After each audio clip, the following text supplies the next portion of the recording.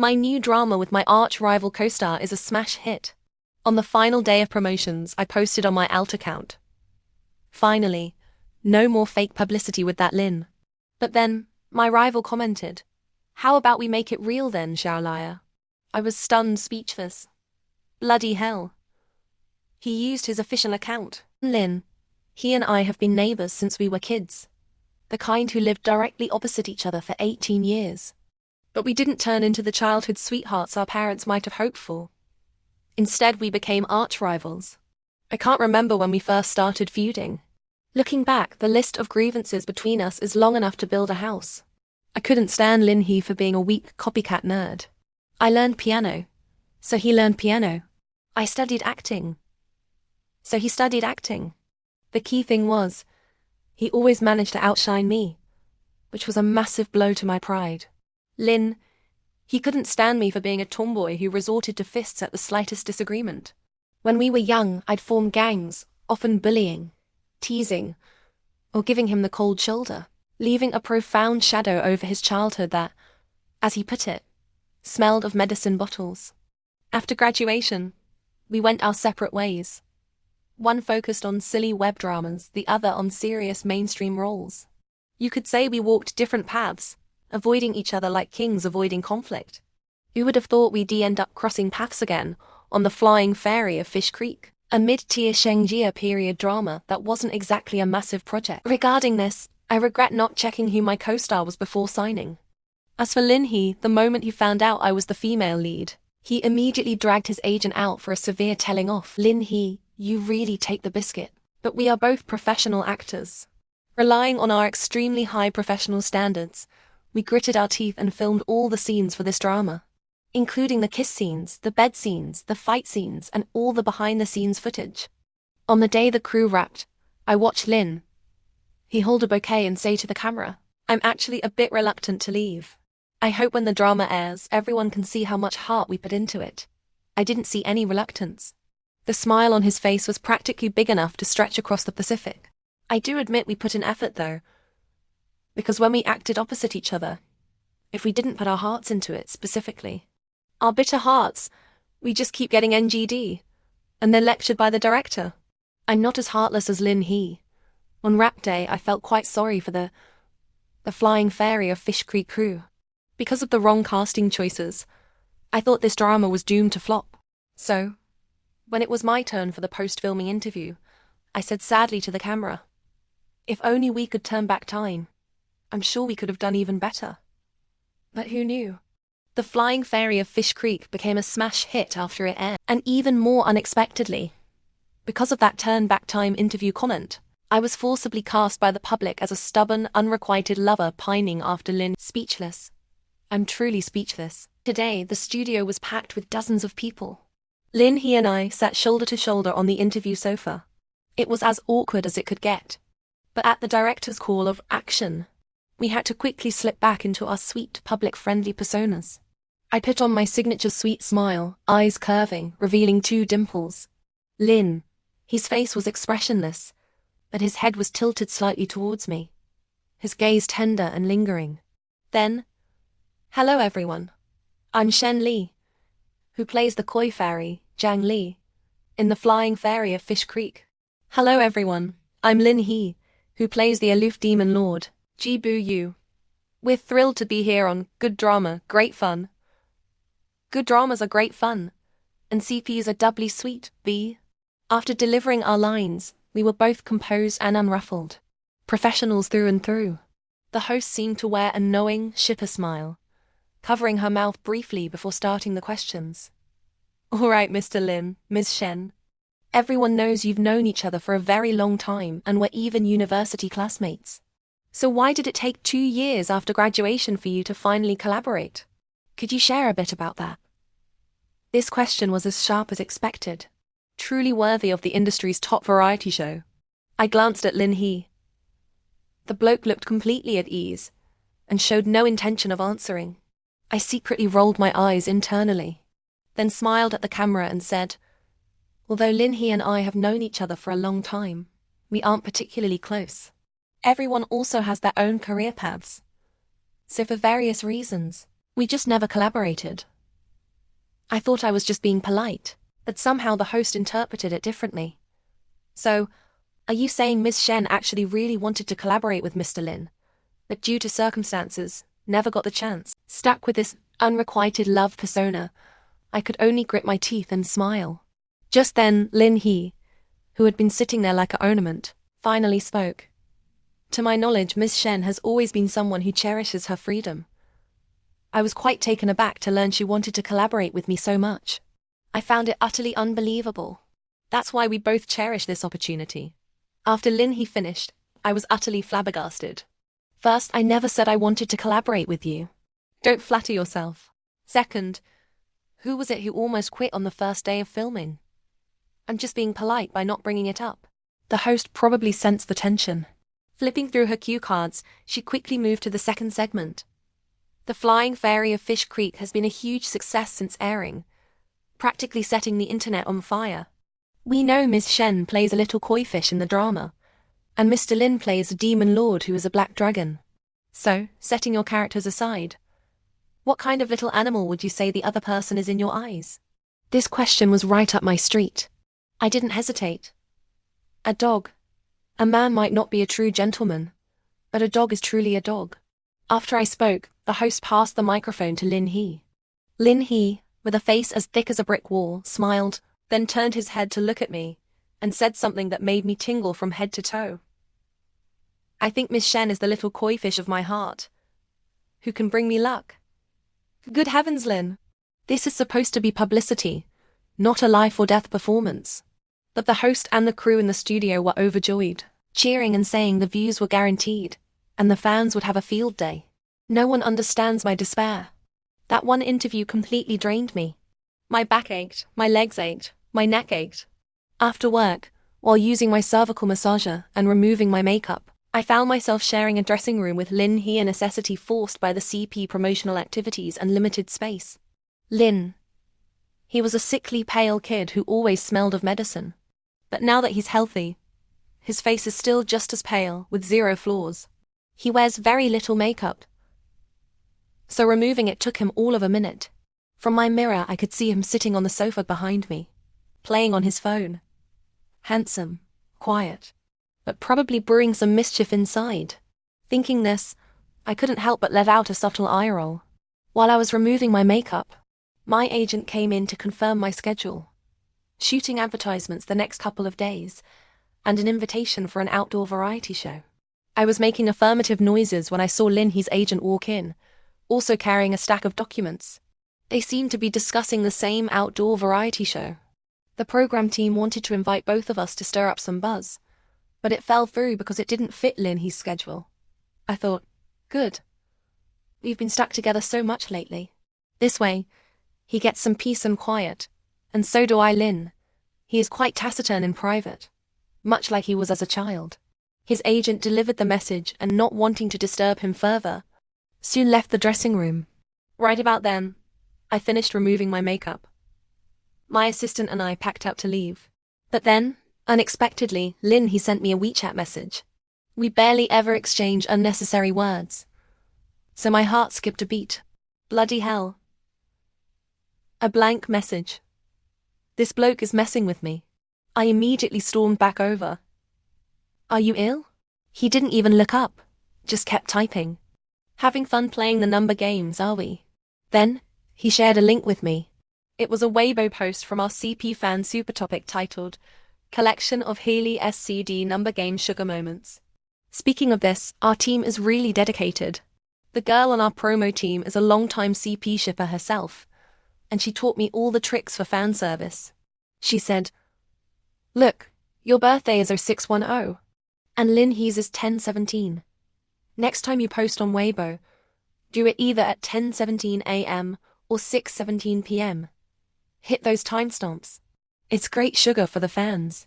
She said, look, Lin, he currently has 239 Weibo posts.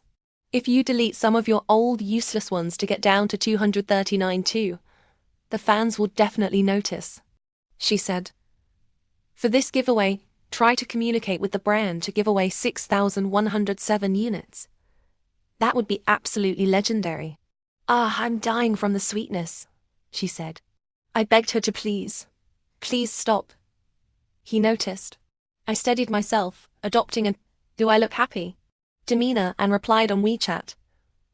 Doesn't compare to you calling me the little koi fish of your heart who brings you luck earlier. Thanks. He chose that moment to finally look up at me. I sensed mischief.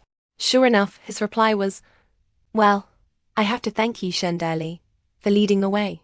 Otherwise, I might not have even entered this industry. So radiant, snagging the Best Actor award. Me. Bloody copycat.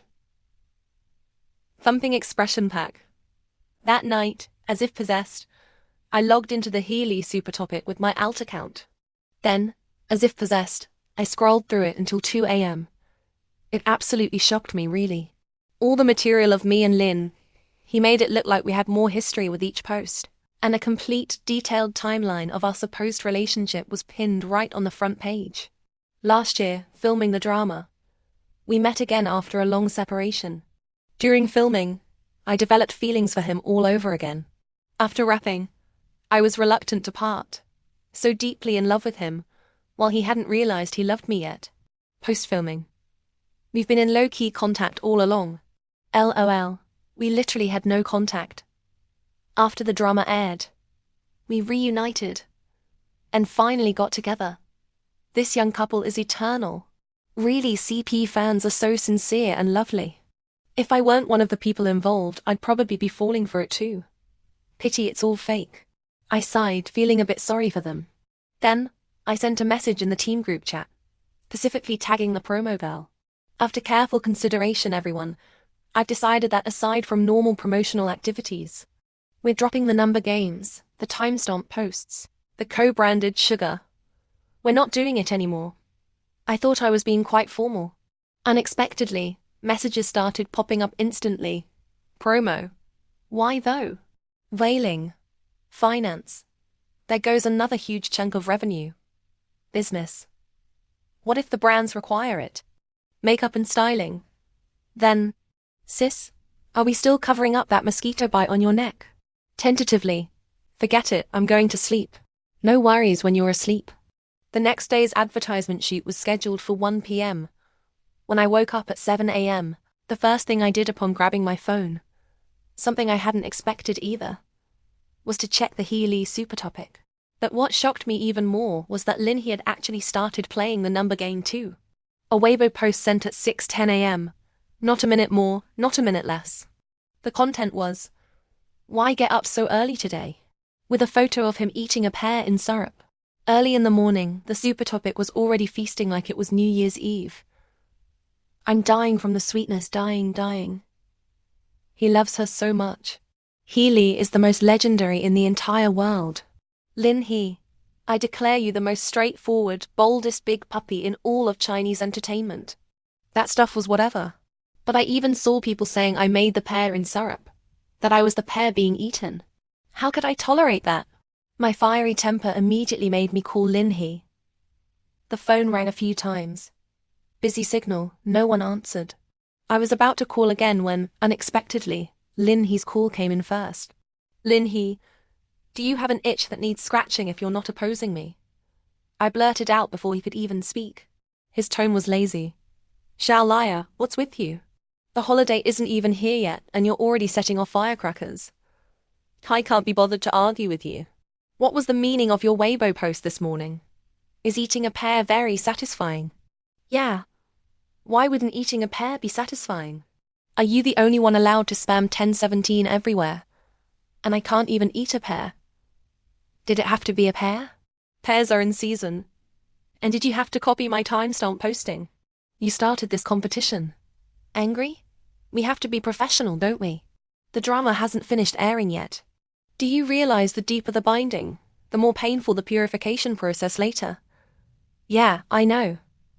Then you. Lin He whistled. Anyway, I'm a serious drama actor. If anyone suffers, it'll be you. The traffic starlet. I clenched my fist. 4 years of acting school just taught you how to be sharp-tongued. Still better than being left out in the cold like when we were kids. When we were kids, it was clearly, not saying anymore, I've got work. Hey, you. Beep, Speechlessness is my mother tongue. Lin, his single Weibo post quickly shot to the top of the hot search list. Soon after, I got into the people carrier under the gleaming, starry eyes of the promo girl. The first thing I did on board was put on my beloved cervical massager. The second thing was to listen to the promo girl's excited rambling. Sis, look how aware Brother Lin is. Double-layered buff. A critical hit. I brushed her off vaguely. Yes. The most straightforward, boldest big puppy in all of Chinese entertainment. I know. The promo girl's eyes continued to shine. Was Brother Lin this bold when you were young too? Did you have lots of unusual stories together? I frowned, utterly bewildered, and reached out to feel her forehead. Sweetie, if you're sick, we should see a doctor. You don't actually think Lin He and I have something going on, do you? Maybe you did in the past. A beautiful, separated then reunited love story. I think Brother Lin is quite nice, really. Do you seriously not like him at all? This child has lost her mind from shipping. In the drama, the Demon Lord and the Koi Fairy have a beautiful, separated then reunited love story. For me and Lin He? Forget it. We were never even a whole mirror to begin with. Then, I don't know where the seriousness came from, but I said, I don't like Lin He, and Lin He doesn't like me. Lin Daiyu and Voldemort would get together before the two of us ever could. Time passes quickly when Lin He isn't around. I found out from the CP Super Topic that Lin He had recently joined a new production crew, a big budget, positive, mainstream movie he typically favored. I meanwhile joined the cast of the outdoor variety show heading into the deep mountains, embarking on a month-long journey of trekking through mountains and rivers to explore remote areas. Why did I take this show? First, I like mountains and waters. Second, I have this strong, resilient little white flower persona. It fits this show perfectly. Third, and most importantly, the pay was just too good. There were 6 regular cast members including me. 2 girls and 4 boys. Among them was Yang Hanyu, a young actor I'd partnered with early in my career. Having him there was quite reassuring for someone as socially awkward as me. He looked out for me a lot. We helped each other out, and got along very harmoniously and happily on the show. So much so that after the first episode aired, the shippers of Yu Li, me and Yang Hanyu, and the He Li shippers started tearing into each other online. But clearly Hailey still had the slight upper hand, all because a certain actor surnamed Lin kept proactively adding fuel to the fire. Even so, I couldn't escape being criticized daily, hounded by tens of thousands of netizens and reporters from various platforms, all demanding to know who I preferred, Lin He or Yang Hanyu. I was nearly going mad. I couldn't give a reply, forced to play deaf and dumb amidst the attacks from both sides, just continuing with my work. Finally, enduring day by day, I made it to the final episode of the variety show filming. This episode was recorded along the Makonganglia Snow Mountain Range, a branch of the Kunlun Mountains, with the theme of exploring super niche highland scenery. It was late summer, early autumn, so the plateau wasn't too cold. I felt like I was about to be free. But then, a car pulled up boldly right in the center of the production crew, and stepping out slowly from the car was Lin He. Wasn't the originally scheduled guest star supposed to be someone else? I looked at Yang Hanyu beside me, then at Lin He walking straight towards us. I was utterly petrified. Heavens, help me. What kind of showdown is this? The director asked us to walk slowly along the snow mountain line and find the hidden Tibetan treasure according to the mission assignments. I was very deliberately placed to walk between Lin He and Yang Hanyu. They were both wearing brown windbreakers. I was wearing pink. Visually, it looked like one of those American hot dogs. It was as awkward as it could possibly be. My cringing feet could dig another Ganglahar snow mountain for the production crew. Zhao Li, are you cold? Feeling any altitude sickness or anything? Yang Hanyu spoke up then. He has a kind, gentle, boy-next-door look, and his voice was soft and slow. He even offered me a scarf. If there weren't so many gossip accounts online slamming me for two-toning, I definitely would have taken the scarf to keep warm. But now I just waved my hand and said, I'm not cold. And thanks to my usual lack of exercise, I'm not feeling unwell either. Yang Hanyu nodded and didn't say anything more. That bloke Lin He, however, was laughing happily. Xiao Liar, I exercise. If I can't handle it later, remember to carry me. Mr. Lin is joking, just joking. Facing the camera, I didn't dare swear. If I really had to compare Lin He and Yang Hengyu, one thing Yang Hengyu is slightly more human. At least he's gentle and considerate, and doesn't spout nonsense to argue with me. In Lin He, apart from his face and figure, I genuinely can't see a single good point. He clearly turned down the variety show invitation, yet he still came to film the final episode. Dare he say it was because he saw the high online heat from the fan wars, and specifically came to mess with me for attention. Really, someone save me. The crew's noon arrangement was to visit an Amdo-Tibetan family, Jess' home, for a tour and lunch. The hostess brought out her treasured red coral jewelry. After the chorus of wows died down, she carefully put the jewelry away, and we started making tsampa, roasted barley flour. This day was the final episode of the variety show, and the Flying Fairy of Fish Creek also had its grand finale that night, which meant the end of my ill-fated entanglement with Lin He. From now on, Mr. Lin would be just a stranger. I felt I had to make a choice. This damn purification process, I'll initiate it myself. So no matter what Lin He said, I chose to ignore him, even going so far as to pair him up with the other female guest for missions. Then, during the lunch break, the director sought me out for an earnest heart-to-heart talk. Miss Shen, we can't do this. Miss Shen, look, it wasn't easy for Mr. Lin to come all this way. How awkward this is. Miss Shen, we still need to have the necessary interactions with our guest star, all right? While I was being lectured, Lin He was snickering on the side. Oh, right, forgot to mention. Lin He, for some reason, is like a straight guy magnet. Damn it. After a few trips to the loo throughout the morning, Yang Hengyu and he had already become as close as brothers sharing trousers. So when Lin He laughed, Yang Hengyu next to him laughed too. I couldn't watch any longer, directly cleaving a chasm between them and sitting down. Do you two just not care if I live or die, huh? One's an old partner, the other. Well, we know each other. Open your eyes and look. Why am I the only one getting to score online and offline? Hearing this, Lin He said with a stern, righteous tone, it's only because our Zhao Lier is so popular. Everyone loves paying attention to you. Stop. I directly rolled my eyes and made a big X gesture with my arms. First, Lin He, stop calling me Zhao Lier. There are no cameras right now. Second, my popularity isn't as high as the two gentlemen present, and I don't want to be the black and red queen. Then, later, shall we appear together on camera to show we're harmonious?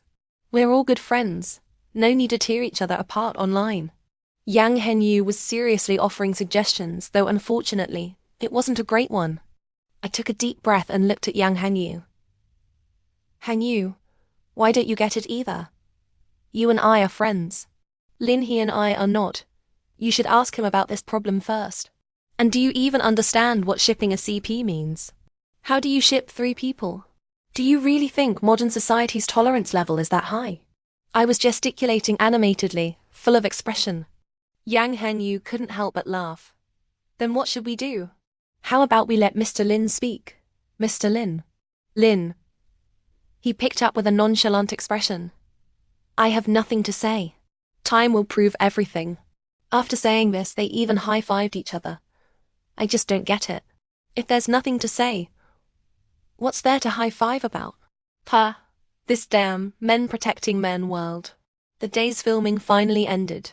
After wrapping up in the evening and returning to the Oxygen Bar Hotel, my assistant was suffering badly from altitude sickness, so I told her to rest early. Unexpectedly, after washing up and lying in bed, my lips felt terribly dry, and my lip balm happened to be in the bag my assistant carried. I didn't want to disturb her, so I just gulped down several large glasses of water. At 8 p.m., the Flying Fairy of Fish Creek finale premiered. As per the schedule, I had already edited the farewell post to mark the end of the drama. The content was, let this sentiment forever remain frozen in the embrace of the little koi, fairy and the demon lord. Followed by a 9-picture grid of behind-the-scenes photos from the crew. After posting this Weibo, I fell onto the bed as if a great burden had been lifted. Then I switched to my alt account and entered the Healy super topic. Inside, There was a flood of crying and laughing emojis and messages wishing the CP a beautiful future and bright prospects. Right then, Lin He also posted on Weibo. His caption was, "Grateful for the time. A new story is about to begin." Attached was a large group photo from the rap day. He and I were holding flowers, standing extremely unnaturally in the very center of the crowd.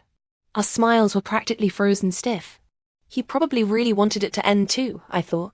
Thinking this, I unconsciously smiled. Then, as if struck by a whimsical thought, I used my alt account, the one with only 10 zombie followers, to post a Weibo. Wow! Finally no more publicity with that Lin. After editing it, I felt it lacked a sense of ceremony. As if possessed, I took a close-up photo of my own mouth and uploaded it too. But not long after, a message popped up on my WeChat. A message from the copycat. 2 words. Come out. I was furious immediately. What kind of commanding tone was that? I simply had to go see what trick he was pulling. So I threw on my down jacket and went out. The copycat was right at the door. Seeing me come out, he put his phone back in his pocket. Maybe he had just washed his hair. His fringe, without any styling wax, fell softly across his forehead, somewhat covering his eyes. Spit it out. My way of talking to him has always been using the most basic words to express the most direct emotions. Come downstairs. I'll take you to see something. Not going. Oxygen deprivation. He looked at me with a give me a break expression. You walked 5 kilometers this afternoon without any oxygen deprivation, and now you have it. Shen Daili. Are you just targeting me specifically? I looked at him with an obviously expression. Yeah. Unexpectedly, he directly grabbed my hand and dragged me into the elevator lobby. He pressed the floor button. I shook him off. Lin He, even though I've seen you in your bare bottom, could you not just grab people whenever you feel like it? Distance. Do you understand it? Is our distance not far enough already? He said this with a serious expression. I was taken aback for a moment. Further, he probably found me utterly exasperating too, stuffing his hands into his pockets. Any further and I can still see the chapped skin on your lips. Here. He reached his hand out to me again. A YSL Rouge Volupshine lipstick sat in his palm. It's all because the plateau weather is too dry. Pay more attention to your image, female star, he teased, stuffing the lipstick into my hand. The metal tube was warm. Okay, I'll pay attention if I want to. Maybe I was being too sensitive. As I applied the lipstick, the atmosphere felt strange. Luckily, the elevator dinged open just then. Through the front desk's glass window, I saw a meteor streak across the night sky. Then 2, 3, moving faster and faster. Wow. I forgot about the awkwardness then and there. A young girl just has no resistance towards things that are pretty and dreamy like this. I immediately rushed out of the hotel. But then, as if possessed, I turned back. Lin He, what are you spacing out for? Come out quick and make a wish. The small town lay beneath the vast, rolling grassy mountains of the plateau. Usually plunged into deep darkness after nightfall, it was now illuminated as bright as day by the meteor shower. The local Tibetans came out one after another to watch. Lin He and I, as if cinced, both pulled up our hoods and faded into the back of the crowd.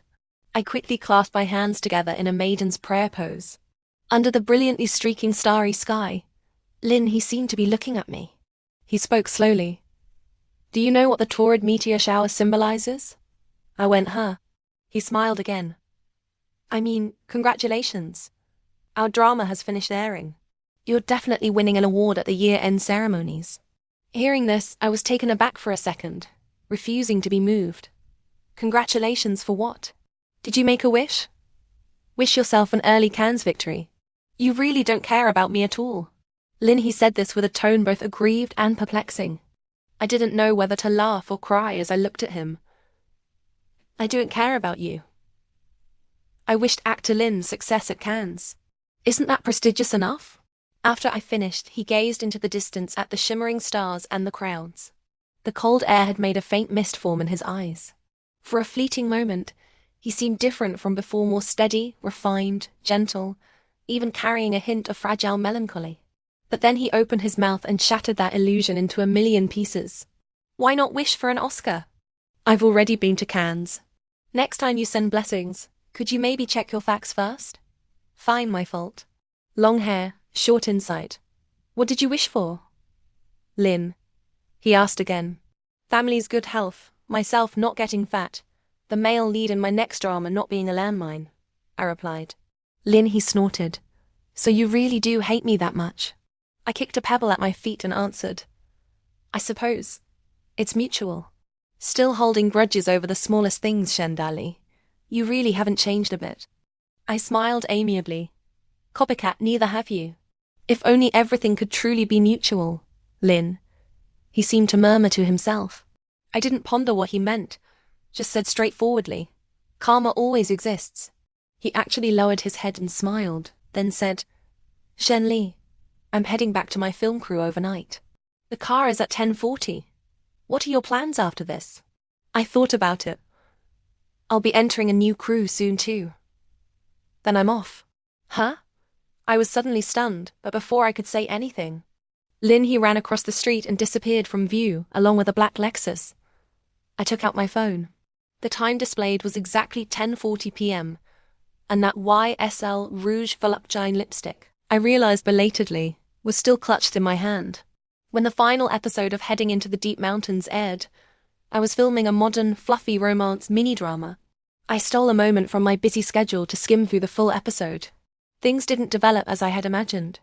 The final edit didn't use the supposed love triangle between me, Lin He, and Yang Hengyu as the hook. Instead, it was edited to show Lin He and Fang Miao Miao getting along wonderfully. Fang Miao Miao, a fellow traffic starlet, was the other female regular on the show. I had even pushed them to pair up back then. Although I couldn't say I regretted it now, I still felt a bit unsettled. I let out a sigh, feeling a hollow emptiness in my chest. I skimmed through the netizen comments. The wind had shifted direction swiftly. Everyone was saying how well matched Lin He and Fang Miao Miao were. It was also around this time that I heard from my assistant about online rumors saying Lin He's next project, next quarter, is another idol drama, with Fang Miao Miao as the female lead. With marketing accounts and paid posters working so hard to build up this CP, it's probably true. Addicted to idol dramas now, wouldn't be surprised if you bought the publicity yourself. I twitched the corner of my mouth, suddenly feeling a complex mix of emotions. People always favor the new and neglect the old. The tidal wave of Himiao CP marketing quickly overshadowed the Hili CP. While I was diligently focusing on my acting, I unexpectedly ran into Lin He again on an adventure challenge variety show. He looked radiant.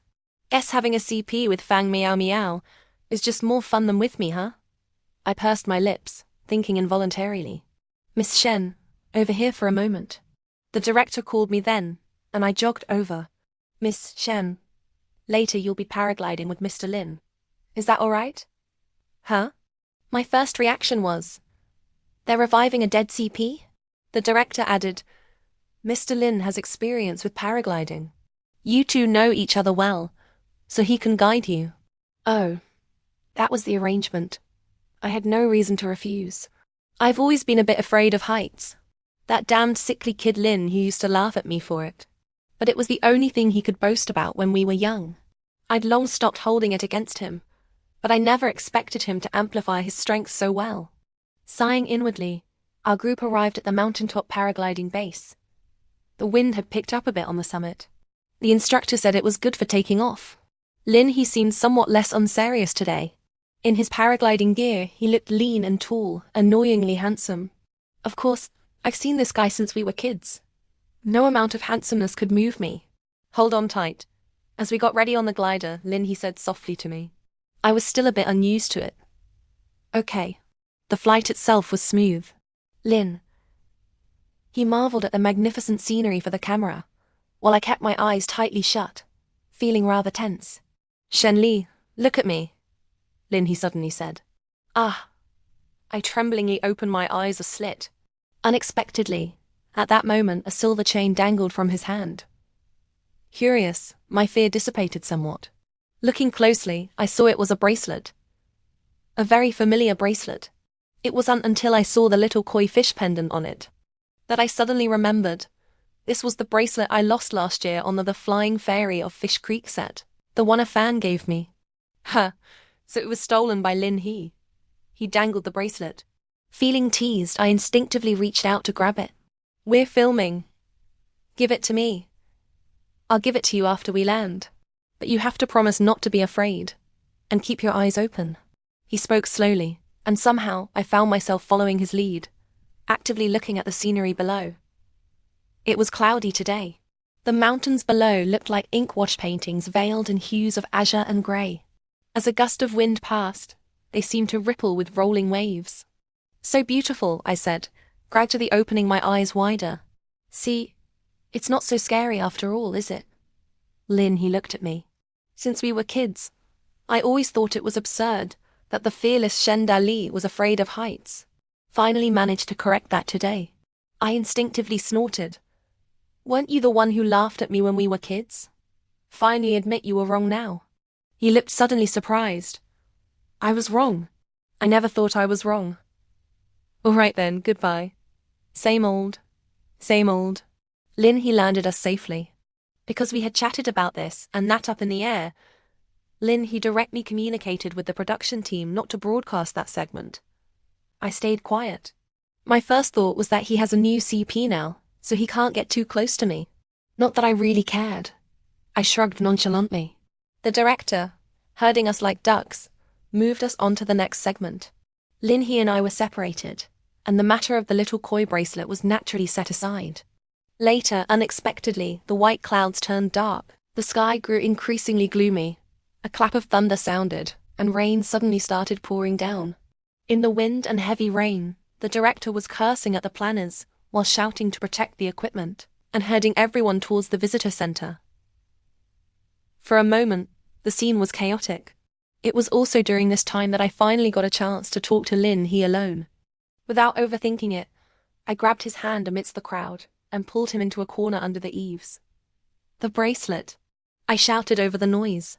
He didn't joke around this time, pulling the bracelet from his pocket and raising his voice. Was too busy earlier. You're not angry, are you? I carefully put the bracelet away, my tone muffled. No. You like it that much? He asked again. An old fan gave it to me. We lost contact ages ago. Sometimes I feel like she's not even in this world anymore. Lin, he thought for a moment, pursing his lips. All right then. I couldn't help but frown. And all right then, is it? I haven't even settled the account of how my bracelet ended up with you. Lin, I bought it, so why wouldn't it be with me? Ah? He shrugged easily, and I was completely stunned. Where did you buy it? What do you mean? This was clearly bought by my fan. Never mind. I can't explain it clearly to you. You only have fans in your heart. What are you talking about, Lin He? Go inside and figure it out yourself. As he spoke, Lin He walked off towards his team, leaving me alone, bewildered in the wind. But later, I figured it out. The guy must have been talking nonsense. Too embarrassed to admit he'd playfully hidden my fan's gift, he just said he bought it himself. That was the only logical explanation. It's fine. I'm magnanimous. I forgive him. I was almost moved by my own generosity when I suddenly sneezed. Right then, my assistant found me. Sis, why are you still standing here in the wind? I smiled, holding up the little koi bracelet. Look, I found it. Turns out Lin, he had it. My assistant looked dumbfounded. Wait, isn't that bracelet at your home? I was also stunned. What? Last year, you said you lost the bracelet and asked me to look for it. I never found it back then, but a few days ago when I was packing your luggage, I saw one in an old box. My goodness, I thought you knew. Ah? I didn't know. It wasn't lost. Probably not. There's definitely an identical one at home, in the box where you keep your earrings. Horrified, I held up the chain in my hand, wide-eyed. Then this one really was bought by Lin He. My assistant, probably not fully following, nodded blankly. Then, standing in the wind, I was confused all over again. I sneezed again. But this time it came with a dizzy feeling in my head. Achoo. Later I developed a fever. Outside, the storm raged with thunder and lightning. Inside the visitor center, it was packed with damp people. The temperature had also dropped sharply by 10 degrees. No one had anticipated the storm. The medic's kit had been overturned by the gale, and the ambulance was still down the mountain. So, I was basically in a state of toughing it out. The production team gathered around me, telling me to be strong. I smiled wryly and told them I wouldn't die. Then Lin he came over. I thought he might show some concern. Unexpectedly, his first words were, "I thought our Ms. Shen was indestructible." Screw you. I was originally indestructible, but I couldn't hold up after filming water scenes for the past few days, and then getting caught in this storm today. I was slumped in a chair. Lin, he crouched in front of me, feeling my forehead. So hot. I thought he was about to spout more nonsense and mock me. Instead, he stood up and dispersed the crowd, saying, "Everyone, give her some space. Let Miss Shen get some air." "What are you doing, Lin He?" I had little energy, so my scolding lacked force. "If you're dispersing the crowd, why did you shoo my assistant 3 meters away?" His cool hand rested on my forehead again. "I'm taking care of the patient. Do you remember how you treated me when I had a high fever as a kid?" I smiled weakly. "Screw you. I clearly remember when Lin he had a high fever as a child." I coaxed the adults away, and then held an ice cream near his mouth. "Don't worry. I'm not as vicious as you were." "You dare." I managed a weak retort after he spoke. But perhaps only I knew that my younger, ignorant self had genuinely wanted to cool him down and help him get better. He smiled, but didn't respond. Just took a dry shirt from his backpack and gave it to me, then sat down at my feet. His back was slightly hunched, his head almost level with mine. "Zhao Liar, rarely see you so vulnerable," he said softly.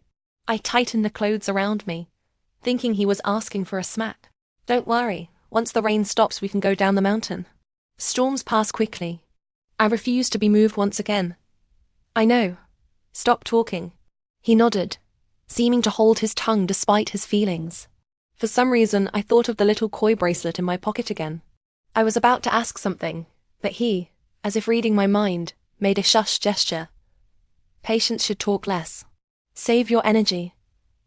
I genuinely didn't know how to bring it up then. He told me not to talk, but then he started speaking himself.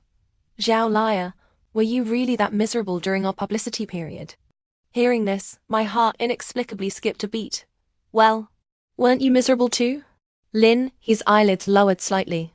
"I was, but our miseries are definitely different." I thought so too. Obviously. The sorrows and joys of humankind don't connect. Our miseries have never been the same since we were kids. He looked at me. "So, what's your tolerance level for this particular misery?" To be honest, I didn't really understand what he meant. But based on my usual style, I braved it out and answered, "As long as it doesn't kill me." He suddenly laughed, though I didn't see what was so funny. "You're really quite optimistic, huh? I suppose. You can't get along with a pessimist and a sarcastic person like him." We chatted intermittently. Just as I felt I was about to faint from the fever, the sky outside cleared. Everyone in the production team acted like they'd been saved by rain after a long drought, packing up to leave quickly. But then, unexpectedly, word came from outside. A mudslide had blocked the only road down the mountain. Hearing this news, I promptly let out an earth-shattering cough, startling the director who rushed over to check on me. Miss Shen, are you all right?" It was 6:30 p.m. Autumn nights fell quickly, and the temperature would drop even more after dark. I asked weakly, "Are we staying here tonight?" The director looked crestfallen. "They're clearing the road with a front-end loader." "Miss Chen, you absolutely must not come to any harm." I managed a faint eye roll. "Director, could you say something more auspicious?" "Director. Wah." Sickness strikes like a landslide. I was genuinely feeling terrible with no extra energy for banter. I just felt dizzier and dizzier, my eyelids heavier and heavier, the scene before me blurrier and blurrier. Then I fell into a warm, slightly cool embrace, Lin He. When I woke up again, it was already the early hours of the next morning. I was in an ambulance heading down the mountain. After taking fever reducers, I felt much more alert. My assistant, sitting beside me, asked, "Feeling better?" I nodded and said, "You've worked hard too." My assistant waved it off. I thought she was flustered by the concern, but instead she said, "I didn't do anything. It was Mr. Lin who took care of you yesterday. I couldn't help but frown. Mr. Lin was really worried. I tried to help, but he wouldn't let me. Said it wasn't necessary. My heart skipped a beat. I instinctively looked around. Where's Lin He? Gone. He had a schedule conflict. Didn't stay with the production team. A sudden emptiness washed over me. Always in such a rush. Mr. Lin is a busy man with important matters. Oh, and he said we should check our phones once we get signal down the mountain. What does that mean? I thought, what messy business is he up to behind the scenes now? My assistant shook her head. I don't know either. Let me see if we have signal now. We're almost at the base. Should have some. As she spoke, she pulled out her phone, but almost simultaneously she threw it down again. Help, sis. You and Mr. Lin are trending. My assistant's reaction startled me. What's the big deal about trending? During our publicity period, we trended at least 100 times. I thought my assistant was being overly dramatic and picked up the phone grandly. Our names were #1 on the hot search list. Perfectly acceptable. Unexpectedly, the next second, my eyes widened in shock and I threw the phone too. Where did Lin He dig up my alt account? And he commented. And he used his official account. At Pear Sweet. Wow, finally no more publicity with that Lin He's Weibo comment. And how about we make it real, Xiaolaya? I was in a state of utter panic. But what does Lin He mean? Make what real? What does make it real mean? I grabbed my assistant who was also scared. Sis, calm down, calm down. Isn't Mr. Lin quite good? And the publicity period is over anyway. Right. The publicity period is over. So what is Xiaolaya? The little sister of Azalea, the koi fish character. For a formidable heroine like me, who could have punched him out as a kid, is it appropriate for him to call me Xiaolaya in public? At that moment, I desperately wanted to call and give him a piece of my mind. I quickly found my phone, opened the contacts, clicked on the Copycat King entry. But before it connected, I quickly hung up. What's going on? Sitting in the narrow ambulance, I froze. Shen Li, what are you being so timid about? Is making a call to Lin He to get things straight really that scary? My assistant's panic seemed to have passed.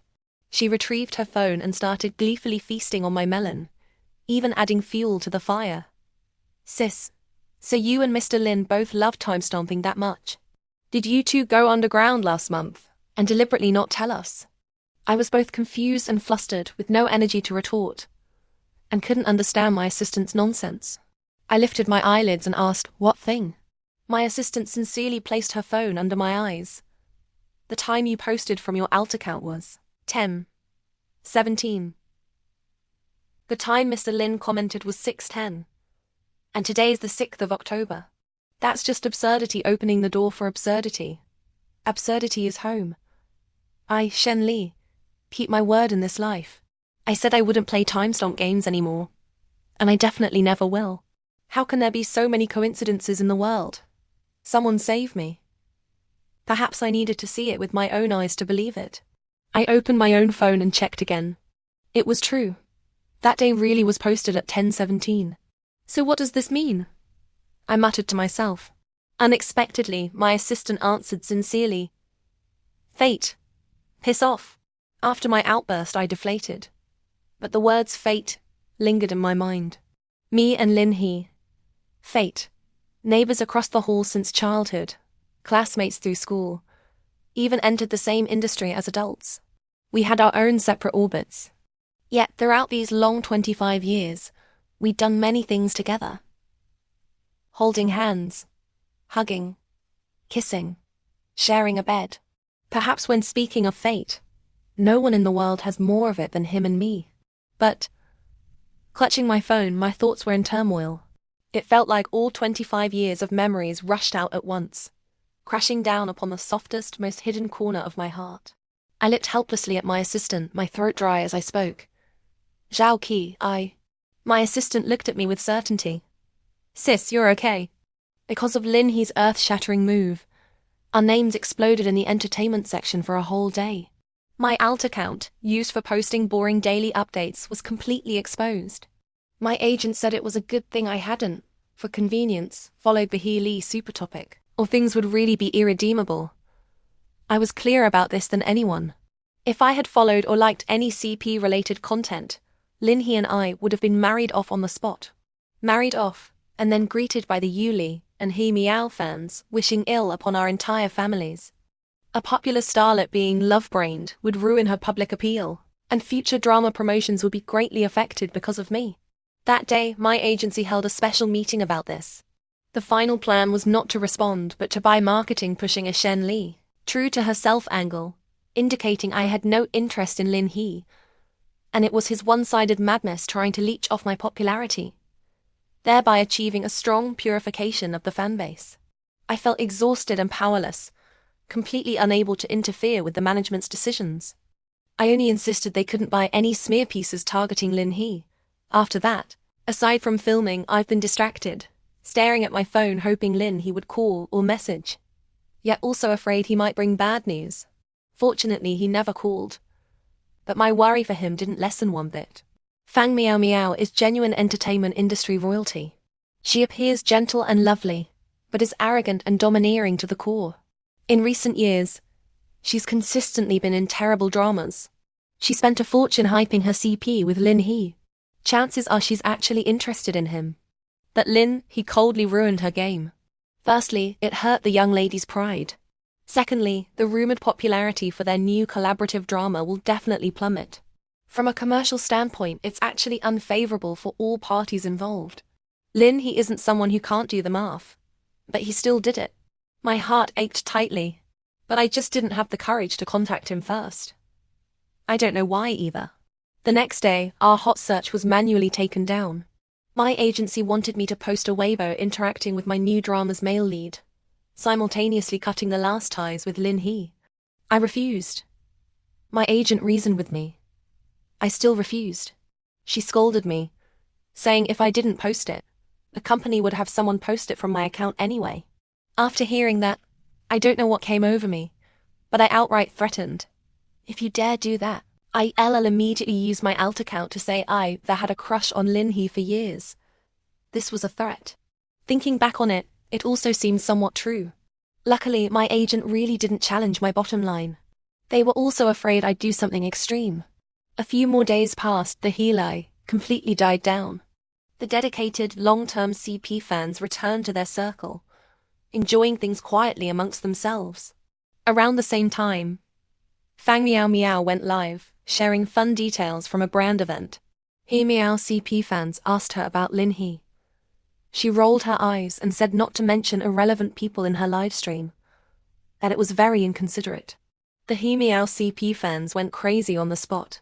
Soon, the tag Fang Meow Meow, Lin He irrelevant, shot up the hot search list.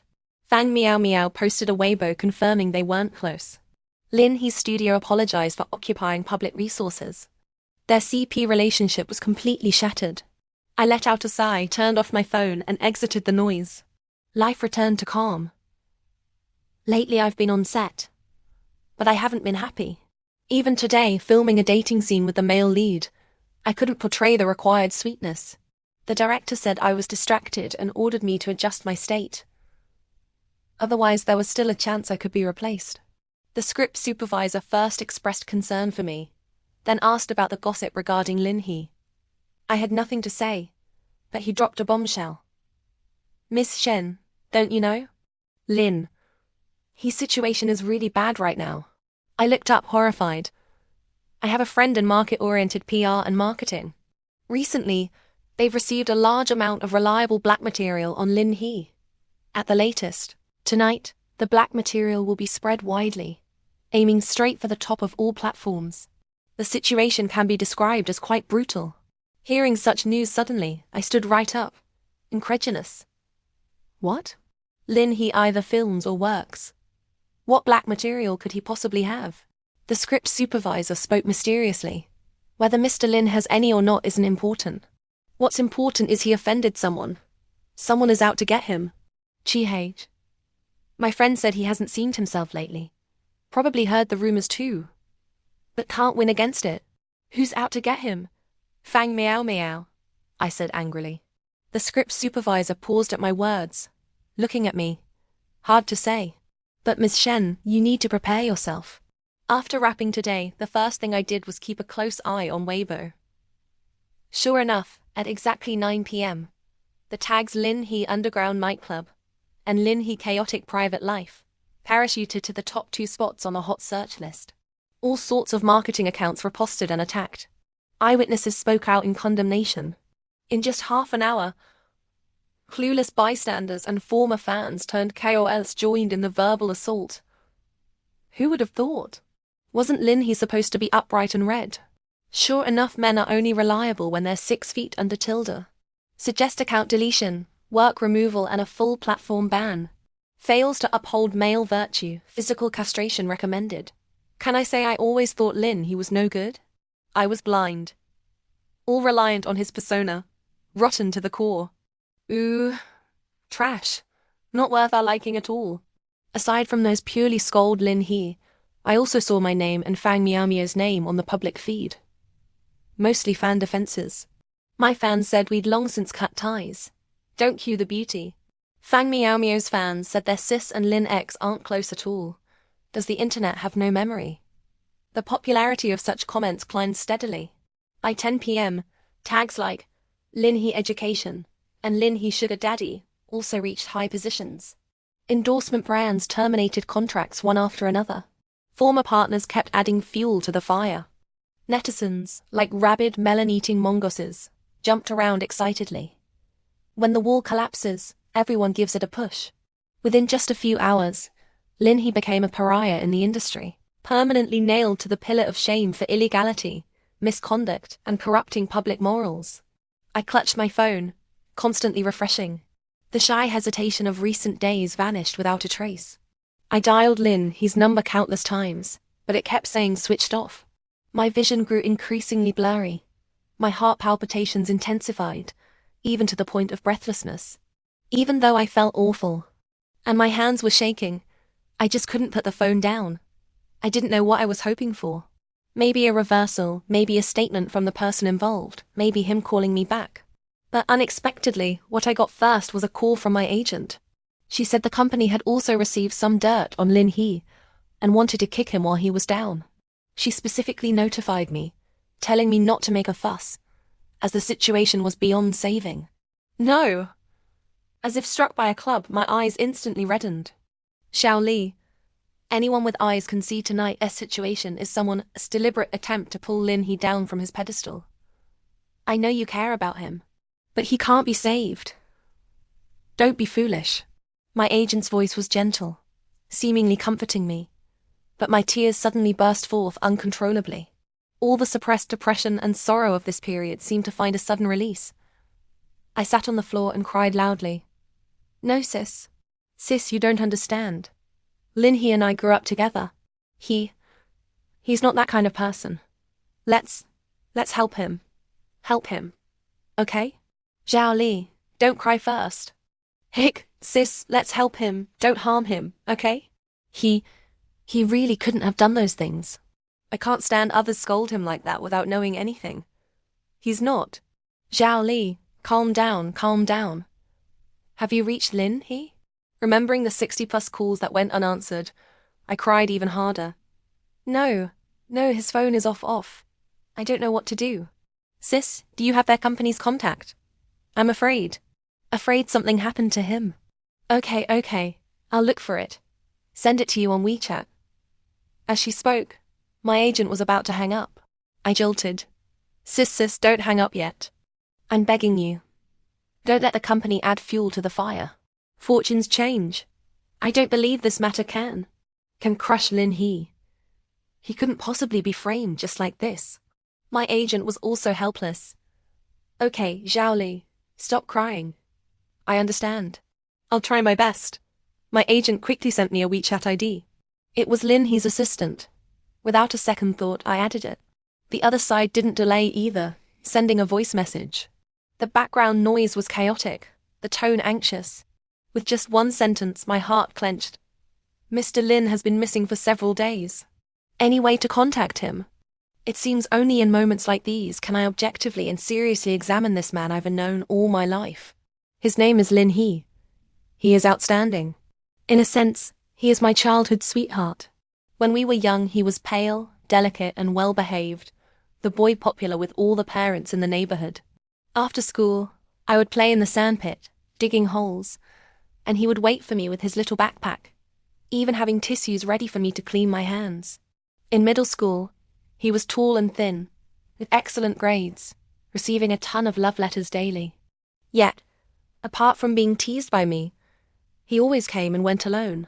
Later, nearing the college entrance exams, he gave up a guaranteed spot in a top C9 university, followed me in applying for acting programs, starting from scratch for the arts exams. He was severely scolded by his parents, but remained determined, saying he was born for this path. Later, in university, I always seemed to see his figure on the paths I took. I'd go up on him a few times, he'd argued with me back. We'd spend the whole semester red-faced and furious, but during holidays we'd always take the same train home, sharing snacks he bought. Later, after graduation, we saw each other less and less. With his superb acting skills and striking looks, he became a hugely popular star, even winning the Best Actor award just 2 years into his career with an art house film. The award ceremony was in Beijing. I was filming in Hainan. That night, across nearly 3,000 kilometers, we had a rare phone call. My words were sharp as ever. I said he just had dumb luck, that the higher you climb the harder you fall, so he shouldn't get too cocky. He retorted that I didn't even have dumb luck, that all I'd ever done my whole life was run my mouth. We ended the call unhappily. No one knew that night I faced the brightest star over the ocean, breathed a sigh of relief, and wished for him to always stand at the pinnacle, bathed in glory with a smooth path among the stars. But now, it seems the gods only heard my jesting words. Lin He, who always seemed like heaven's favored son, was ruthlessly splattered with filth, forced to endure attacks and insults, his wings maliciously broken, missing. Unreachable, missing. I closed my eyes and took a deep breath. The corners of my eyes were dry, my heart beating fast. So fast. I opened my eyes and sent a message in the team group chat. If I haven't found Lin He by tomorrow, just consider me dead. 1 a.m. Without luggage, wearing sunglasses, I boarded a red-eye flight, then transferred to a high-speed train and an unlicensed taxi, arriving at my destination, Nali County, Haiyuan City. Mine and Lin He's hometown. It was already 7 a.m. when I reached the residential compound. Elderly folks heading out to buy groceries or for morning exercise were coming and going. I hadn't told my mom I was coming home today. I didn't go to my own door but stood directly in front of the opposite iron door and shouted at the top of my lungs. Lin He, if you're home, get out here. Oh dear. Almost as soon as the words left my mouth, both Lin He's and my family's doors opened simultaneously. Lin He's mom, Xiao Li. My mom, Xiao Li. Both moms in unison. You're back? Why didn't you say anything? Have you had breakfast? I really thought these two moms were worry-free. With Lin He in such a state, and me having cried anxiously several times through the night, how could I possibly be thinking about breakfast? Don't you know, Lin, his situation is really bad. I was close to tears again. My mum saw the news, I think. Must be fake. Lin He's mom. We know. Xiao Li, did you believe it? What is going on? Is it really only me in this world who cares if Lin He lives or dies? Just as I was about to explain the seriousness of the situation to these two moms, who do understand the rules of survival in the entertainment industry, I saw a man dragging a suitcase and wearing large sunglasses appear at the stairwell landing. Lin He. I instinctively shouted excitedly. Lin He took off his sunglasses, and my eyes met the protagonist of last night's storm. But unexpectedly he said, "Well now, so many people here to welcome me today. What are you playing at?" Seeing him still acting so light and unbothered, that rogue, I was both angry and amused, caught between tears and laughter. He leaned closer to get a better look at me, his thumb brushing away the tear stains at the corner of my eye. I thought we were about to enter a melodramatic scene, but then he said, "Shendali, did you skip work? Can you be serious for once?" I felt a bit wronged, struggling to hold back the tears threatening to fall. My hands clenched tightly inside my sleeves. No, Lin He, what is going on with you? I've been worried sick. What's your situation? I called you nearly 100 times yesterday and you didn't answer. What does that mean? Were you trying to worry me to death? Seems like Zhao Liao was really worried about me. His ability to teasingly joke at a time like this was impressive, but I couldn't handle it. I still wanted to cry. Lin He, you'd better start talking properly. He looked at me seriously for a moment, his eyes curving into a pleasant arc. All right, I'll tell you everything. But, both Moms and Zhao Liao, let's not stand here in the doorway. Come inside and talk. So, you told your mom in advance there'd be bad news about you. Your mom told my mom. They were both prepared. And I'm the only one who rushed 2,000 kilometers overnight worrying about you. I sat on the sofa, fuming. Lin, he moved a bit closer, as if to soothe me, but stopped himself. I just mentioned it to my mom half a month ago. Who knew she'd be so strong, untouched by favor or disgrace? I guess her expectations of me are the same as your bottom line. Just don't die. Then why didn't you answer my calls? I stared straight at him. He innocently pulled out his phone. How could I not answer your calls? It just ran out of battery yesterday. He lounged back. Hey, I just didn't expect Zhao Liao to care so much about me. I thought you'd be thrilled if I got into some scandal and disappeared. I glared, wanting to hit him. Lin He, do you have a heart? He begged for mercy. Okay, my bad. I had more. Your assistant was looking for you yesterday too. Said you'd been out of touch for a long time. Where did you go? Your phone couldn't have been dead the whole time. Lin He pouted. Went traveling yesterday. Couldn't be bothered with him. I really think being carefree is hereditary. Then there's also... Lin He and I went back and forth. A rapid-fire Q&A session. The two moms sitting nearby probably felt a bit awkward. Lin He's mom said, Zhao He, Zhao Li, you must be tired after traveling all night. How about having some breakfast first before talking? Uncle Lin went out to buy breakfast. I told him to get enough for 6 people. He just messaged saying he's almost at the door. Yes, I'm starving. I didn't think it was time for breakfast, but Lin, he pounced on his dad at the door like a hungry tiger, completely unconcerned about the online public opinion or his own fate. The 6 of us from both families sat around the dining table, bound by blood, or having watched each other grow up. I didn't understand why. Why was I the only one feeling uncomfortable? Until my agent called. Zhao Li, there's a reversal. Don't do anything rash. Haven't you seen the news? I'd been checking the news yesterday, getting more and more upset, and finally turned off my data. Check it quickly. If everything's fine, come back to work ASAP. I really don't know what to say. Disappearing without a word, leaving a message like some tragic love-suicide note. Do you want to scare your entire team to death? My agent finished her frustrated scolding and hung up. I quickly refreshed Weibo. Sure enough, the hot search list had completely changed. Top spot, Lin He clarification second. Don't believe baseless rumors. Rumors stop with the wise fourth. Lin He's contract with Hosheng Entertainment expired 5th. Washeng Entertainment black-hearted 7th. Lin He Yang Hang Yu 8th. Perhaps he deserves an apology, I looked up. Bewildered at Lin He. Lin He sat at the dining table, calm and assured, nodding. His gaze clear and bright, he said, Don't worry, Zhao Liao, it's over. I was still shaken. So Lin? He explained the whole process to me. He signed with Hosheng Entertainment back in university, a 5-year contract. This was the final year. Hosheng Entertainment's tactics became increasingly ugly. Knowing Lin, he didn't want to renew. They tried to squeeze every last bit of value out of him during the final contract period, even destroy him, to prevent him from becoming a competitor later. They got him short-term endorsements, draining his fans' purchasing power, made him film terrible dramas, ruining his public appeal, even actively spread black material about him, wanting him dead and buried. Hearing this, a light bulb went off. So that drama with Fang Miao Miao was the terrible project your company got for you? Unexpectedly, Lin He shook his head. How could that be? My company wouldn't be that nice. I fell silent, feeling uncomfortable all over. But that Fang Meow Meow drama really is quite bad. I won't deny that. Lin, he said casually. The topic had moved to Fang Meow Meow, so I couldn't help but think of the He Meow CP.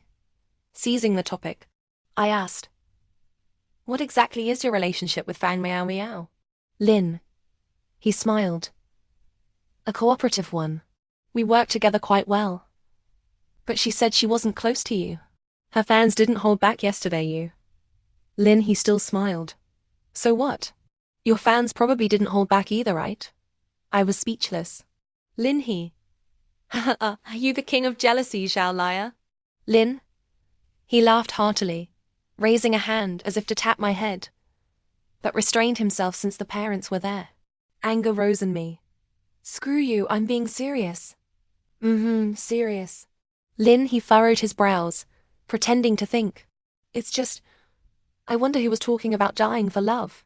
Who was it again? I was embarrassed, realizing he'd overheard my agent's call.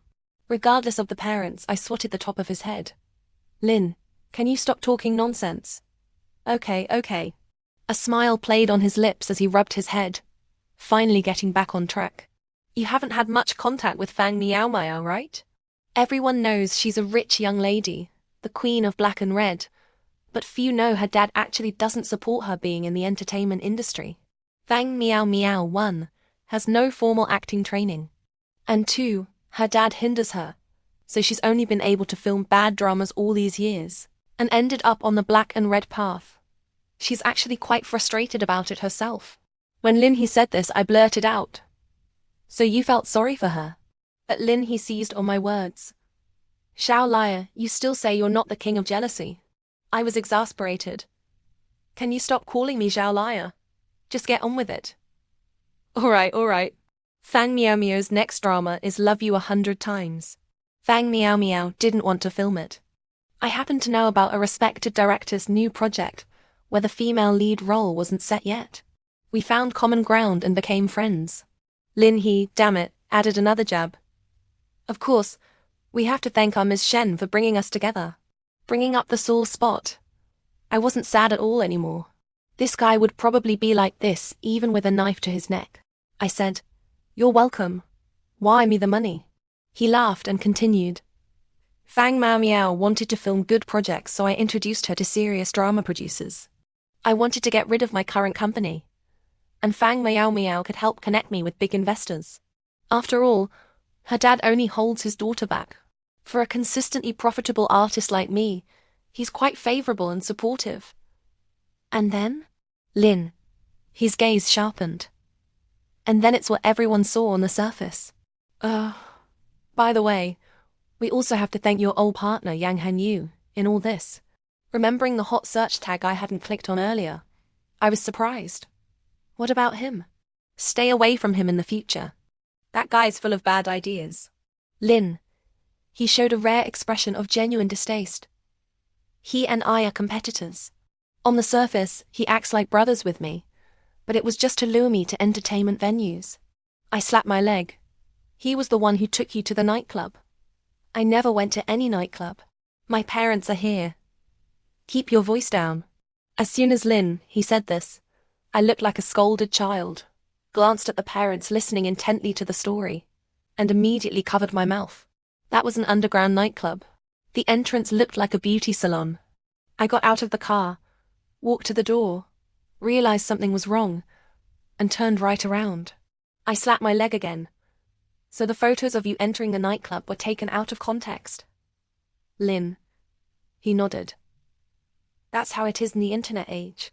Material gets processed and embellished, then spread widely. When everyone says the same thing, it's especially effective at misleading. But if you look closely, it's full of holes. Fang Meow Meow made a big show of cutting ties with me. My agency saw I had no powerful backing and tried to crush me completely. But they didn't expect I was already standing on the shoulders of giants. It was all part of the strategy. In the end, the only one with falling stock prices is them. After saying this, Lin he suddenly looked directly at me, his eyes shining with a sincere, firm, yet steady and reliable light. He said, Zhao liar, I've never been joking. You've always been my lucky little koi fish. Since I was already home, I'd asked the crew for a day off. Lin, he said his previous project wrapped a week ago. He's on vacation now. After breakfast, the parents went out grocery shopping. Lin, he cleared the table and did the dishes. I wandered around his house to walk off the meal. The more I thought about it, the more aggrieved I felt. So this whole terrible ordeal only tormented me from start to finish. Lin He, you have to compensate me. I stamped my foot, making the floor shake. How should I compensate you? Lin He shook the water droplets off his hands and walked towards me from the kitchen, getting closer and closer. Wait. I immediately backed away, startled. Lin He also stopped where he was. I thought he was going to say something flirtatious like, offer myself. But instead, he looked at me for a moment, turned around, and opened his suitcase. As he opened it, he said, Zhao liar, I actually already brought something to compensate you. He stood up, holding a beautifully packaged deep red gift box. Looking closer, Tibetan script was engraved on the box. Lin He, that day in Macon, I saw you really liked the red coral jewelry the local Tibetan girls wore. I wanted to get you a set, but didn't dare buy just anything online. So I took advantage of these couple of free days and made a trip to Qinghai. He opened the box in his hand. Inside were strands of full, bright red, aka red coral beads. I was a bit stunned. Lin He continued. Originally I thought, given our relationship, just giving a gift might be a bit presumptuous. But now it's fine. Everything makes sense. I felt the atmosphere begin to change, fidgeting and lowering my head briefly, before adjusting my posture and looking up. You know it's presumptuous? If you know it's presumptuous, then why did you comment on my alt account at 6:10 in the morning? Where did you even find my alt account? Lin, he said unhurriedly. Found your alt account through location search when we were filming. You posted one with your location. Deleted it quickly, but unfortunately I saw it. As for the comment, I won't take blame for that. I did ask for your opinion. I asked you what your tolerance for misery was. You said, as long as it doesn't kill you. I instantly felt defenseless, stomping hard on his foot. Can you not play these word games next time? Okay, I admit I just couldn't hold back anymore. Ignoring his stepped-on foot, he reached out and rubbed my back to soothe me. The room suddenly fell quiet. After about 10 seconds, a thought struck me, and I asked bluntly, Lin He, are you serious? He looked at me. About what? I pinched my own cheek, bravely meeting his gaze. Even though you rarely speak the truth, and have liked to mess with me on a whim since we were kids, I still want to ask, was what you commented that day true? Hearing this, he seemed taken aback, as if he hadn't expected me to be so direct. I thought you would answer, yes or no, but instead he repeated, Zhao liar, how about we make it real? The moment the words reached my ears, my heartbeat skyrocketed. Lin He, for some reason, started rapid-firing confessions. Shen Li, we've known each other for 25 years. My birthday is coming soon, October 17th. Do you remember the first gift you ever gave me? It was a leaf from the big tree near our home, complete with bug holes. He spent his 8th birthday with it. I still have that leaf. It's in the frame on my knitstand, between the layers. Actually, anything you gave me that could be preserved, I've kept it properly. Like your used class notebooks, the test papers where you scored 100, and I got 99. Pencils sharpened down to stubs. Extra collectible cards from redeeming prizes. The wrappers from filled candies. Wait. It was starting to get sentimental, but the more I listened, the more it felt like he was indirectly calling me stingy. Lin He, although I really never gave you anything great, let's leave it at that. Seeing my embarrassment, Lin He laughed. What I mean is, even though these are some pretty useless things, I really like them. Just like, Xiao liar, I really like you. Huh? I suddenly sensed something off. Are you saying I'm useless? Lin, he was confused. Being the romance-immune person I am, I blurted out. Lin He, if you don't know how to confess properly, maybe you shouldn't. Lin, he dropped the act too. You're so good at it, you confess then. Who's afraid? The provocation worked wonders. I directly entered battle mode, cleared my throat, looked him straight in the eye and said, "You gave me red coral, remembered my preferences. You love me a lot, fine. But I'm not bad either." That day in Macon, under the meteor shower, you asked me what the torrid meteor shower symbolized. I actually heard you. It's an omen of beautiful love, isn't it? But you instantly changed the topic and promptly disappeared at 10:40 sharp, not giving me any chance to be moved by the scenery or make connections. And that lipstick, YSL. Dare you say you weren't making a pun? YSL. That's just Wo Ai Shen Li. And later at the paragliding place, when I wanted to ask about the little koi bracelet, you again avoided the main point, were evasive, didn't give me a chance to dig deeper. Then later you confessed publicly to the whole internet, but didn't even call me once, wasting another perfect opportunity. So Lin He, no offense, but you really deserve to be single. I, Shen Li, might be a bit obtuse and have an average temper, but I'm not cold-blooded. We've known each other so many years. If you had just spoken clearly earlier, our parents could already be holding. Before I could finish the words, holding a grandchild, a wave of warmth and moisture hit my lips. An embrace carrying a familiar clean scent enveloped me, dense and lingering. My heart suddenly felt empty. Lin, he was kissing me. Completely different from during rehearse scenes. At first, I was a bit at a loss, but soon I was instinctively responding. Can we really hold a grandson now? He left my lips, held me, and whispered softly in my ear. My face instantly turned little yellow, no, bright red. What are you thinking, Lin? Be careful. I'll tell your parents you bullied me. I hit him. I didn't think anything. You're the one who said it. And besides, telling my parents is useless. They've wanted our families to get closer for a long time. Fine, you're ruthless. You're so ruthless for having a crush on me for so many years, keeping it bottled up for so long. Chi-hei, wasn't I just confident of winning? That's why I dared to delay. Besides, dare you say you didn't like me? Liked to provoke me since we were kids. Gave me a bunch of seemingly useless things connected to yourself. Dare you say it wasn't to get my attention? Hearing this, I thought his imagination was rich and twitched my mouth. I don't have as many crafty schemes as you. After saying it, I didn't even notice I was holding him tighter.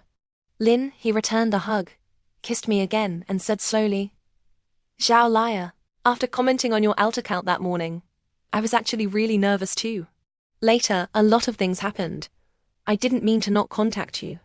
Don't be angry. I made and none stopped being angry long ago. I don't hold grudges. Then, are we real now?" I kissed him back and nodded firmly. Obviously.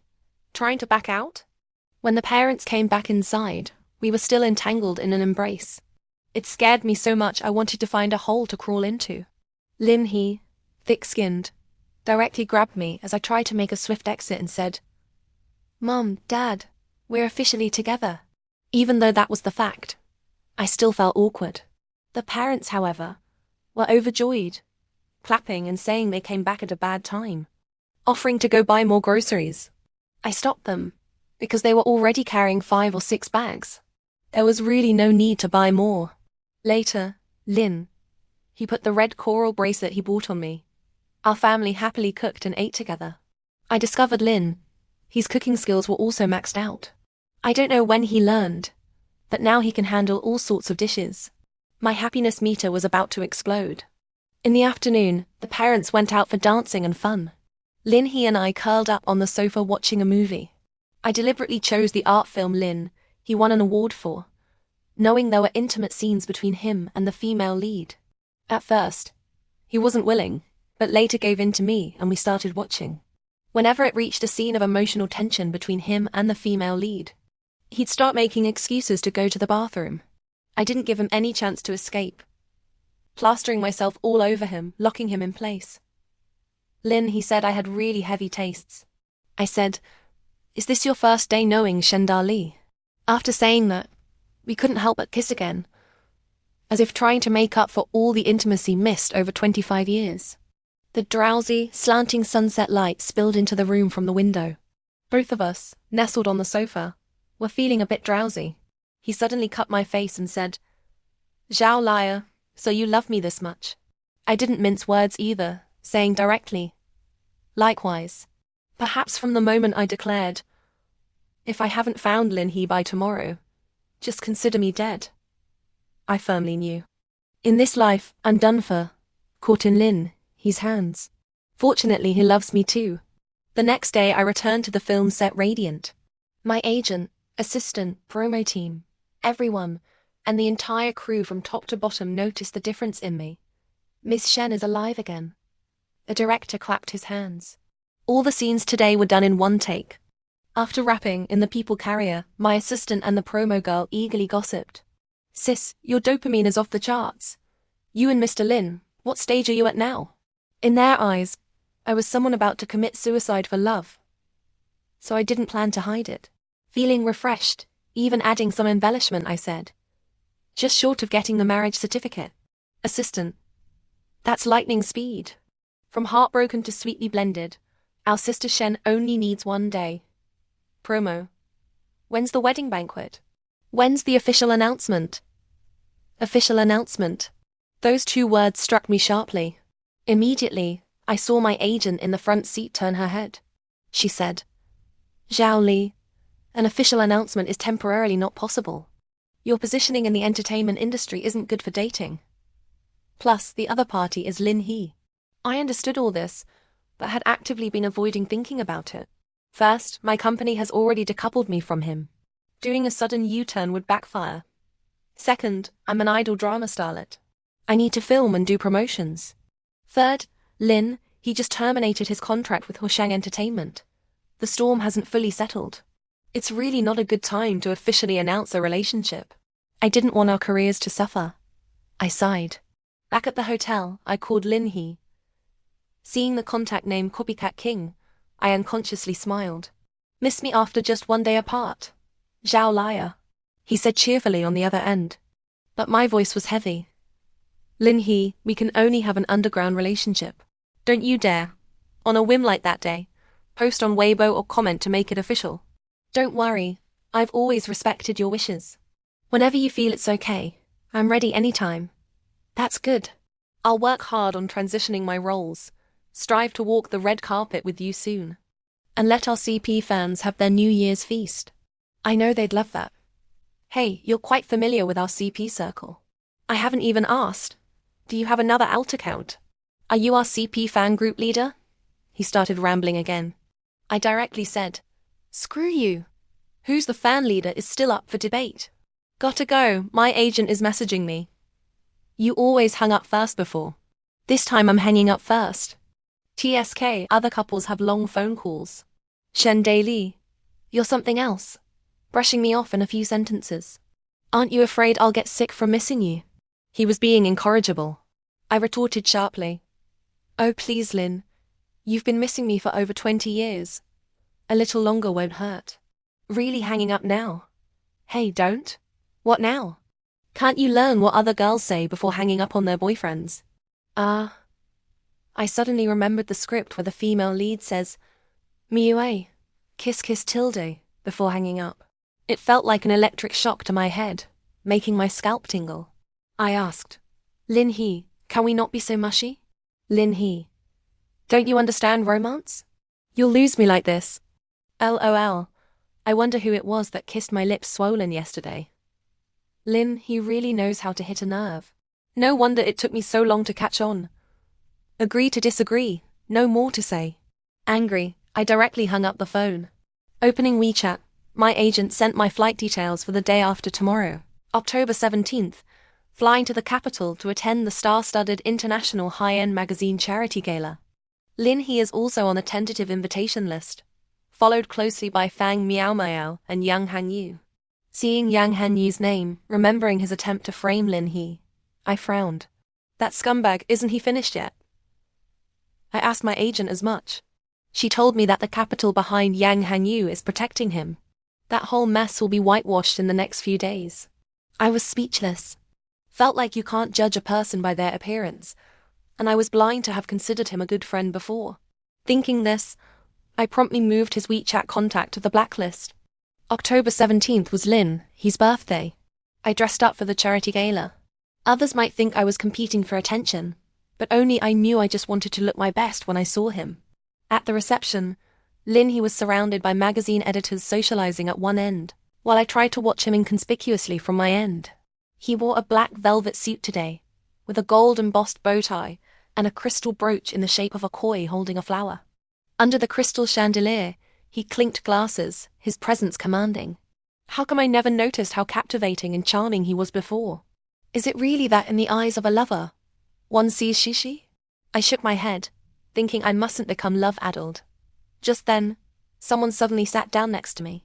I focused. Good heavens, Yang Hangyu, you dare come find me. Miss Shen, long time no see. Yang Hangyu spoke to me with complete composure. I couldn't very well make a scene on the spot, so I replied, yes, it has been a while.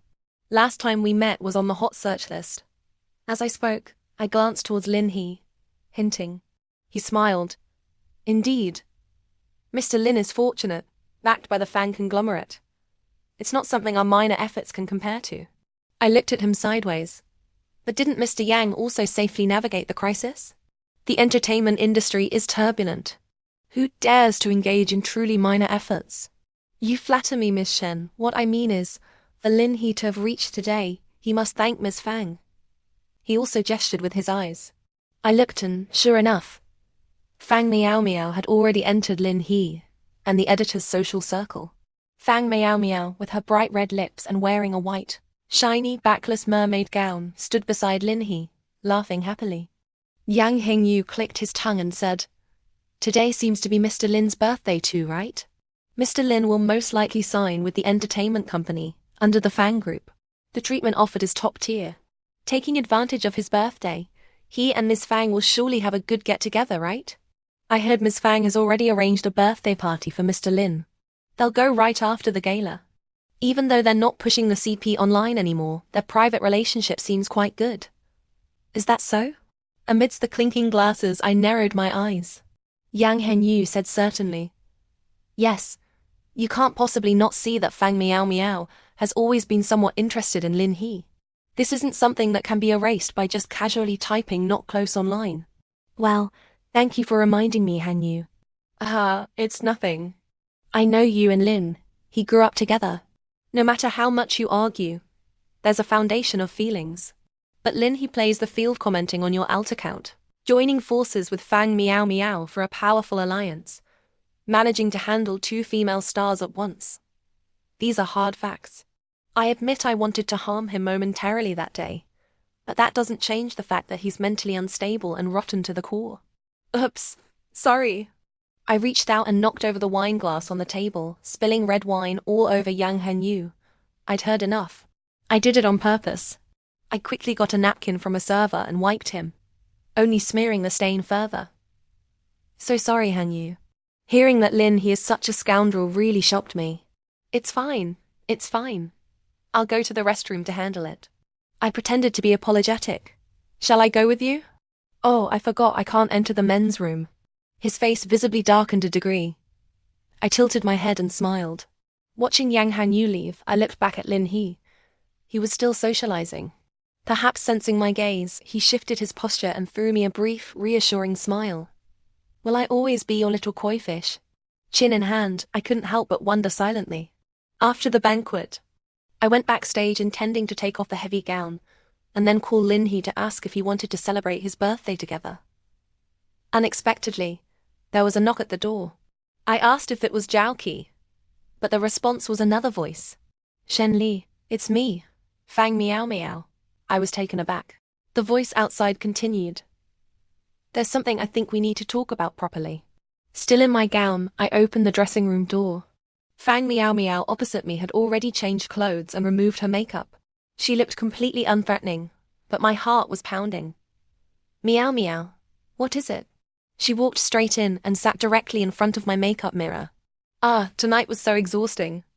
Want to come hang out later for Lin He's birthday? I was stunned. Why was she inviting me to Lin He's birthday? Outwardly, I remained calm. It's Mr. Lin's birthday today. What a coincidence, I'd forgotten. She looked at me strangely. Shen Li, what are you pretending for? You didn't know it's Lin He's birthday. What a waste of all those years knowing him. I smiled awkwardly. Lin He and I. Fang Miao Miao looked at me. You and Lin He? For some reason I, who was never afraid of anything, suddenly lost my confidence. It's nothing. Meow meow. Did you seek me out just to ask if I'm going to Lin He's birthday? Not entirely. Mainly, Lin He said if you don't go, he won't give me face. Ah, I was confused. Ha ha ha. Fang Meow Meow suddenly laughed. Lin, he said you're the king of jealousy, and it's really true. Ha ha. You're so adorable, Shenli. How come I didn't notice how cute you were when we filmed the variety show together? What are you talking about? I was still in a state of utter loss. Lin He said you probably see me as a love rival. I'm actually here to apologize.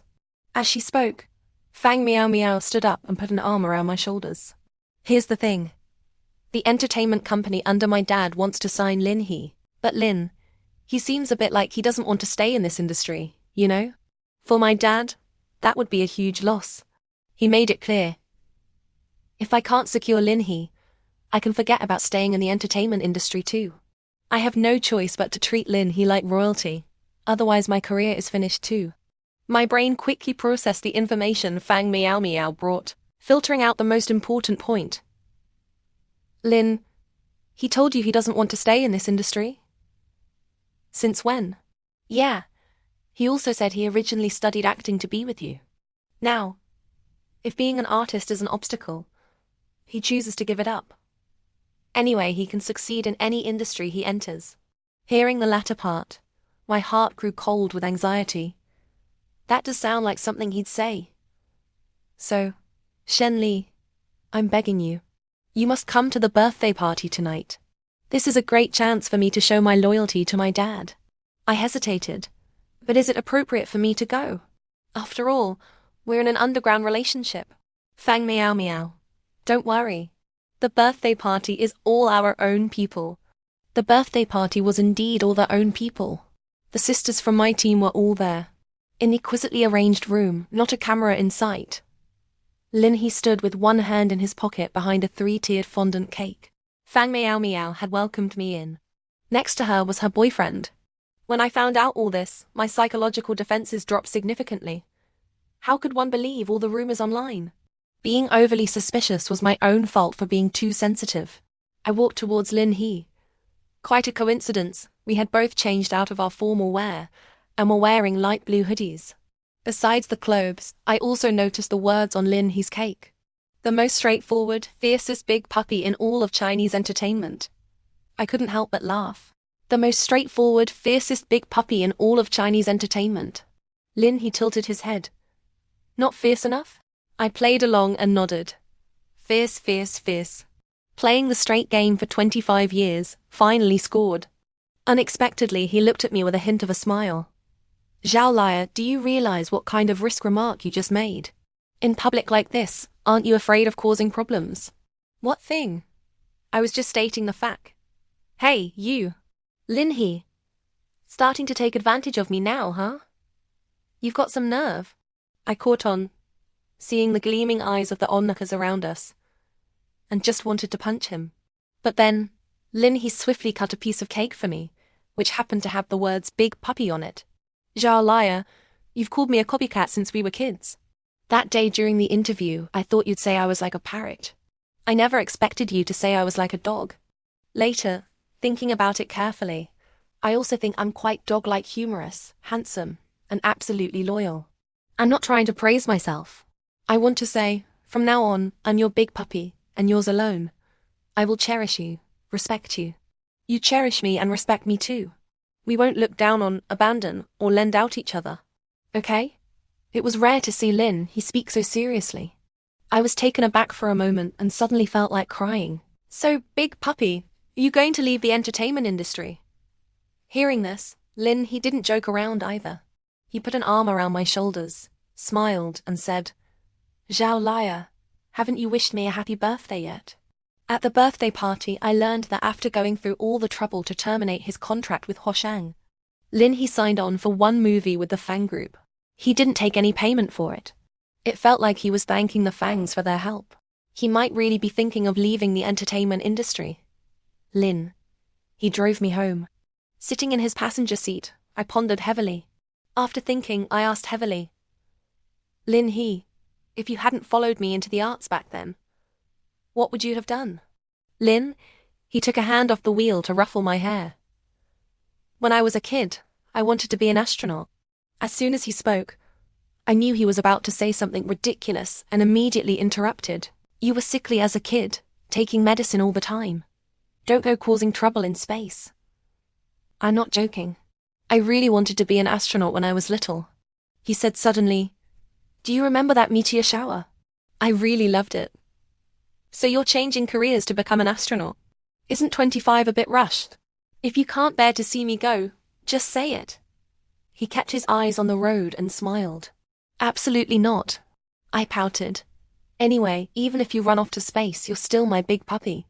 A 25-year-old big dog definitely won't feel bony to hold Tilda. That was a cringy line. Unexpectedly, Lin he picked up my thread, went, SKR, nodding his head as he said, a koi fish that can rap, love to the point of absurdity. Yo, Tilda. So under the night sky, Lin he and I awkwardly sang clumsy hip-hop while speeding along Beijing's second ring road. I wove birthday wishes into lyrics for him, and he responded line by line. Me. Wish you happy birthday. Joy only exists with you here. Him. Birthdays come every year, but this one's really great. Me. The Oscar's almost in hand, but someone's about to leave. The award ceremony shines bright, but someone's heart grows dim. Him. Yo, Tilda. After we got back to Lin, his place, he went to take a shower, and I felt inexplicably nervous in the room. It was strange. I clearly have my own place in Beijing. So why did I instinctively get in his car? I'd already given him a couple's watch at the birthday party. Was I planning to give myself as a gift too?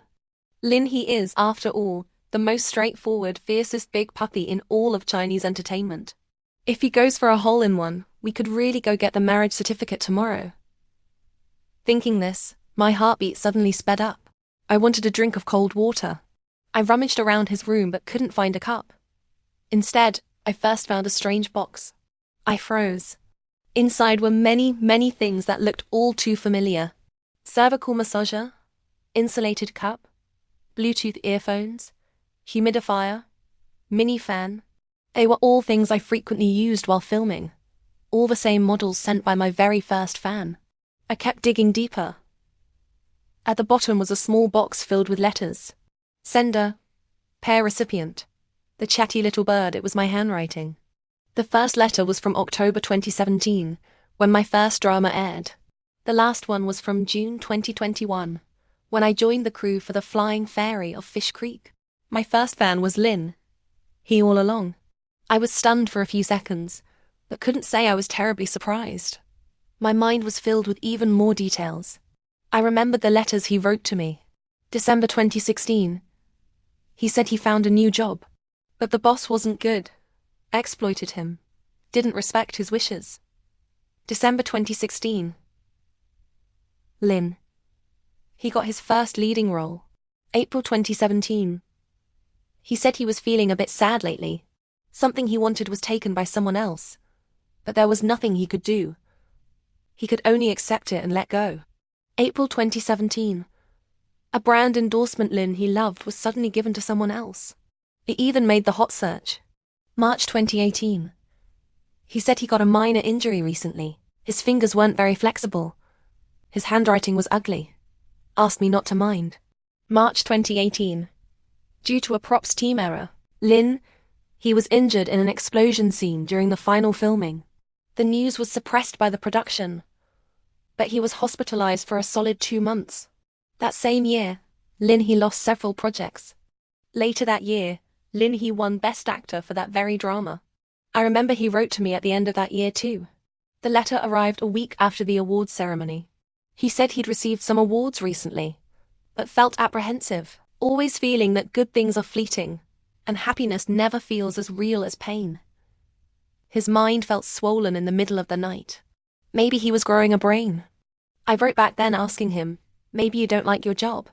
Since you're growing a brain, have you thought about changing careers? He told me, there are some goals not yet achieved. Can't give up for now. Let's work hard together to reach further places. Later, the chatty little bird wrote many more letters to me. Happy ones, unhappy ones. I replied intermittently. But now, holding the letters in my hand, I truly felt how much more he had confided in me over these years than I had replied to him. In his anonymous letters, he used light, playful language to write about the oppression of work, his longing for absolute freedom. I thought he just didn't want to work and was being lazy.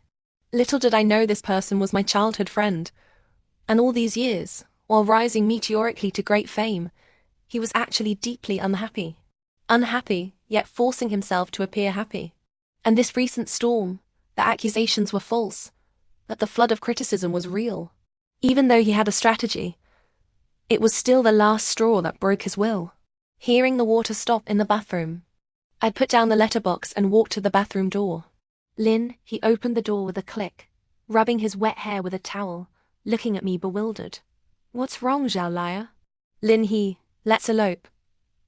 Means leaving everything behind now. No more rushing to schedules. No more shooting ads.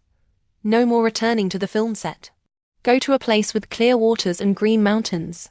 With simple, honest folk and live a different life. After hearing me out, and seeing the letterbox on the nightstand, Lin probably understood everything. He shrugged and said, was going to explain it all to you properly. But you found it yourself. I should have known from the little koi bracelet. Just didn't dare believe it. If you're leaving the industry, then I'm quitting too. Anyway, just like you said, people like us can succeed anywhere. Truly the brave and resolute Zhao Laya, always carrying the heroic spirit of a martial arts film. Carefree and unconcerned with consequences. As he spoke, Lin came over and hugged me. He smelled of the bittersweet, mellow fragrance of the ancient tea shower gel. I thought he was going to lecture me, tell me not to be impulsive. But unexpectedly, the moment his cheek pressed against my hair, he said, all right, let's run away together. The next day before dawn, Lin and I removed our SIM cards, snapped them in half, and tossed them into the wilderness on either side of the highway. This October was unusually cold. Bundled in windbreakers, we rolled down all the car windows, letting the frigid northern morning air pour into the cabin and whip against our faces. Thrilling, I shouted recklessly at the dimly lit sky outside the window. After acting in TV dramas for so many years, I, Shen Li, am finally having a dramatic moment too. Lin He. I was excited. I turned to Lin He in the driver's seat, shouting his name loudly over the roaring wind rushing past. Zhao Laya! He shouted my name back. Lin He! Zhao Laya! Lin He, dawn is breaking. I really like you. I raised my pitch. He laughed, watching the line of morning light at the horizon, where the road met the sky break through the gloom, and said, Zhao Laya, I'm so glad I have you. Our destination was the border of Yunnan. At the junction of Yunnan and Guizhou, there was a small town called Jinan, where it was spring-like all year round. It had green waters and blue mountains, terraced fields and streams, and villages of connected bamboo and tall-roofed houses. This was a place we discovered as kids by randomly hitting a map, and then searching wildly online. Back then, we made a bet that we had to come visit when we grew up. Whoever came first would win, and could order the other to do anything. Lin. He was the one who reminded me of this memory, and he was the one who suggested coming to Jinan, so I'll provisionally judge him the winner. I warned him not to go too far. He just smiled without speaking. I always felt he was still full of mischief. We drove for 2 days. It was noon when we reached Jinan. We got new SIM cards, rented a place, ate, bought a bunch of daily necessities, and by the time we settled down, it was already 8 p.m. I collapsed directly onto the bed. Eloping is physically demanding work. Lin, he also lay down next to me and said by my ear, What did you expect? Thought we were on vacation. The revolution isn't over yet, comrade. We still need to put in the effort. Hey, Lin, can't you say something nice? I imagine living a life of the man plows, the woman weaves with you in this paradise. I'm here to enjoy myself. Then in the future, I'll plow 1 mu of land and you'll wash 1 bucket of clothes. We'll be self-reliant and self-sufficient. How about that? He really couldn't say anything decent most of the time. I swatted his arm. Lin He, did the security guard uncle teach you English in elementary school? All right, I'll stop teasing you. Then, he turned onto his side to hug me, stroking my hair. His tone suddenly became soft. How about this? Tomorrow morning, I'll go buy groceries and cook. Then start a small business in the town. A clothing store, a hardware store, a bubble tea shop, anything except a restaurant. Let's make our lives rich and full. What do you think? I hadn't expected him to think so far ahead. Why not a restaurant? He smiled. Because I only want to cook for you. Haha, fine. Though it was cheesy and awkward, I accepted it. After all, the man in front of me was mine. I actually hadn't thought as far ahead as Lin He, but once he mentioned it, I had an idea too. I hugged him back and said, Lin He, let's run a guest house together.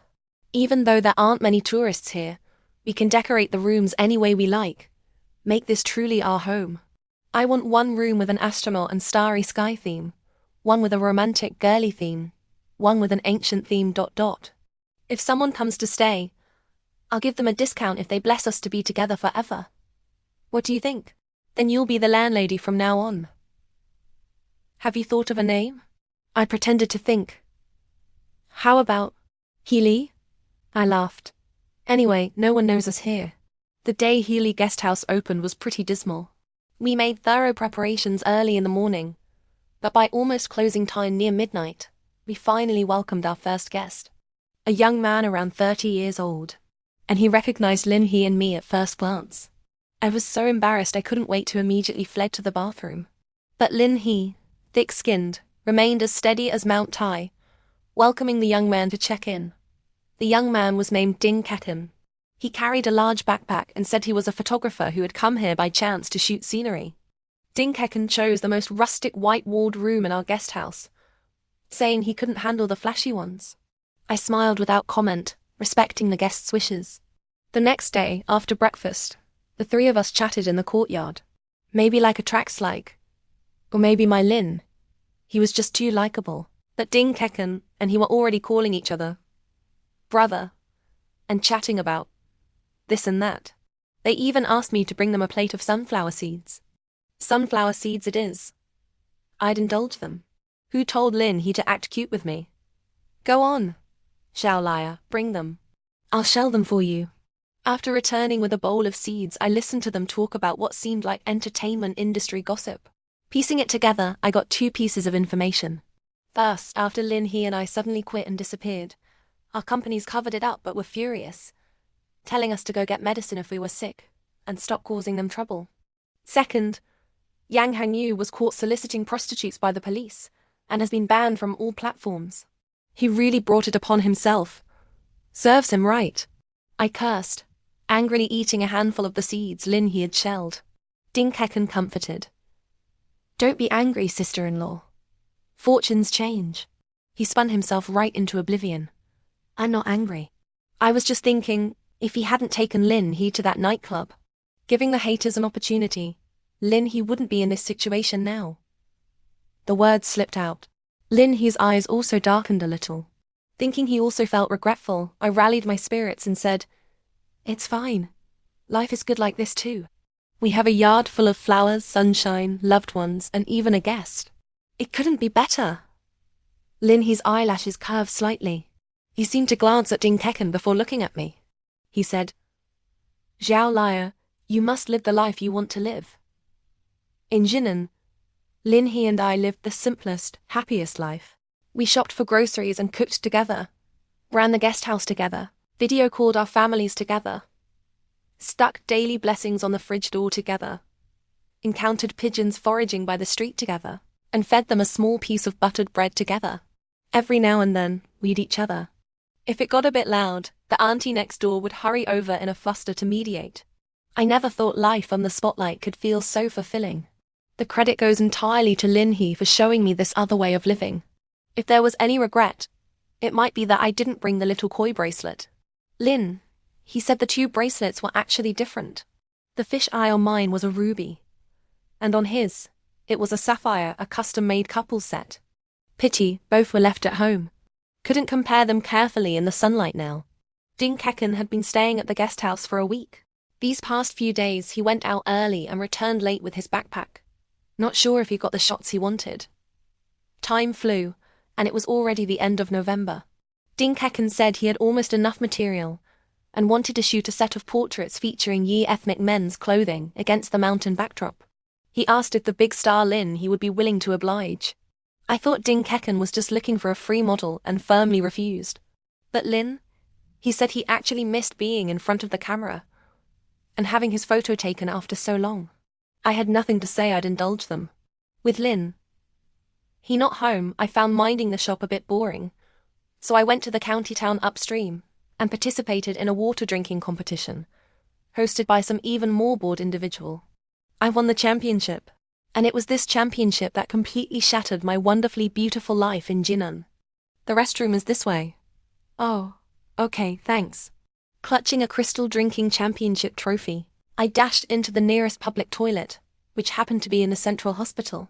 After finishing up, I felt a huge sense of relief and promised myself I would absolutely never participate in such a ridiculous event again.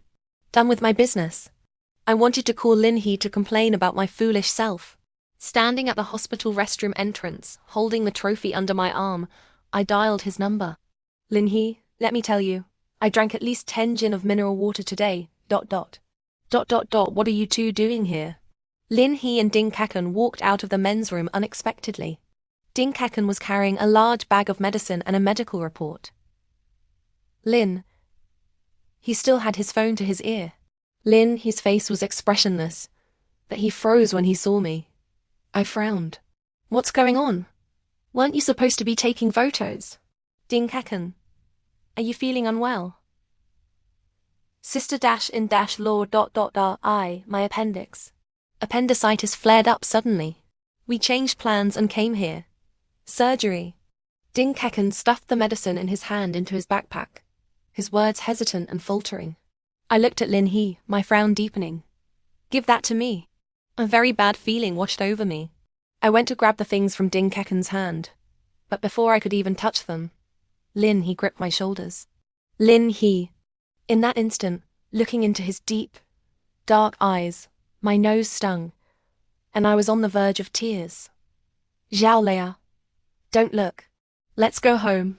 I didn't understand why Lin He didn't let Ding Kekken, our guest, come back to the guest house with us. It made me feel even worse. The house was very quiet that day. Even the kitten from the auntie next door didn't come to visit. Lin. He said he was very tired and wanted to hold me and rest for a while. It was also at that moment I realized that whenever he seriously asked something of me, I couldn't refuse him. Around 3 a.m., he was sound asleep. I couldn't sleep. I quietly loosened his arm and left the house. I couldn't ignore what happened during the day. I had to find out what was really going on. Hello, Ding Kekken. The phone rang for over 10 seconds before he answered. I couldn't tell if he was awake and stalling or had just woken up and was slow. Sister-in-law. What's up? His tone was alert. He wasn't asleep either. I got straight to the point. What do you think? GHE. Appendicitis, it hurts. Gotta go. Ding Kekken, you dare hang up and see what happens. I raised my voice. If you won't tell me, I can go ask at the hospital. I can investigate any clue. There's no need for you to hide it. He sounded troubled. Sister-in-law, why put yourself through this? Just tell me, is Lin He sick? My voice was bitter. He sighed but didn't reply. I gritted my teeth. Is it serious? Sister-in-law ... give Lin He some time. He really loves you. No one told me what was really happening. Lin. He lived as usual, smiled at me as usual. I thought, if I hadn't stumbled into the hospital by chance, I might never have realized he was actually sick. If I hadn't been persistent and gone back to the hospital, I might never have imagined he could have this illness. One of the most difficult illnesses in the world. That day, I sat downstairs at the hospital, clutching my phone and crying the entire afternoon. In the end, it was Lin He who found me. He was wearing a white hoodie under a beige knit cardigan. Under the setting sun, he looked warm, clean, and bright. I hugged him tightly, crying even harder. Lin. Lin, why didn't you tell me? Why didn't you tell me about something as big as you being sick? Why. Quotes, I choked up. Lin, he patted my back gently, trying to soothe me. It's okay, Zhao Liar. I just didn't want to make a big deal out of it. See? I'm perfectly healthy, aren't I? You're lying to me again. You lie to me all the time. Does it only count as serious when you on death's door, and I have to drag your parents here to sign a critical condition notice? Have you thought about me? Have you thought about our family? I didn't know if Lin, he was naturally heartless, dismissive of the words biological depression, or if he was just trying to protect my feelings. I really wanted to scold him. I lightly punched his back. It's okay. I'm working hard on getting treatment. I'll be better soon. He separated from me, wiped my tears, and gave me a smile. I knew that smile took a great effort. He said, "Don't cry, Zhao Liar." But my tears were disobedient, welling up uncontrollably. I bit my lip, not wanting him to worry or feel sad because of me. Desperately holding back the tears. I won't cry. But you have to promise me you won't hide things from me anymore. We'll face things together. Lin, he nodded. It won't happen again. Swear it. I swear. I sniffled. Then I'll call Ding Kekken back right away. Your medicine is still in his bag. He can't just take it away like that. The medicine could actually be purchased. I called Ding Kekken back mainly to understand the condition better. The people at the county Central Hospital said the man accompanying the patient to get medicine that day was an excellent psychiatrist. The papers in Ding Kekken's hand that day weren't from the county hospital, but Lin He's previous medical records. Ding Kekken was still in the county town. The three of us returned to Jinan and sat in the guesthouse courtyard. Lin, he kept his head down, not speaking. My eyes were still red and puffy.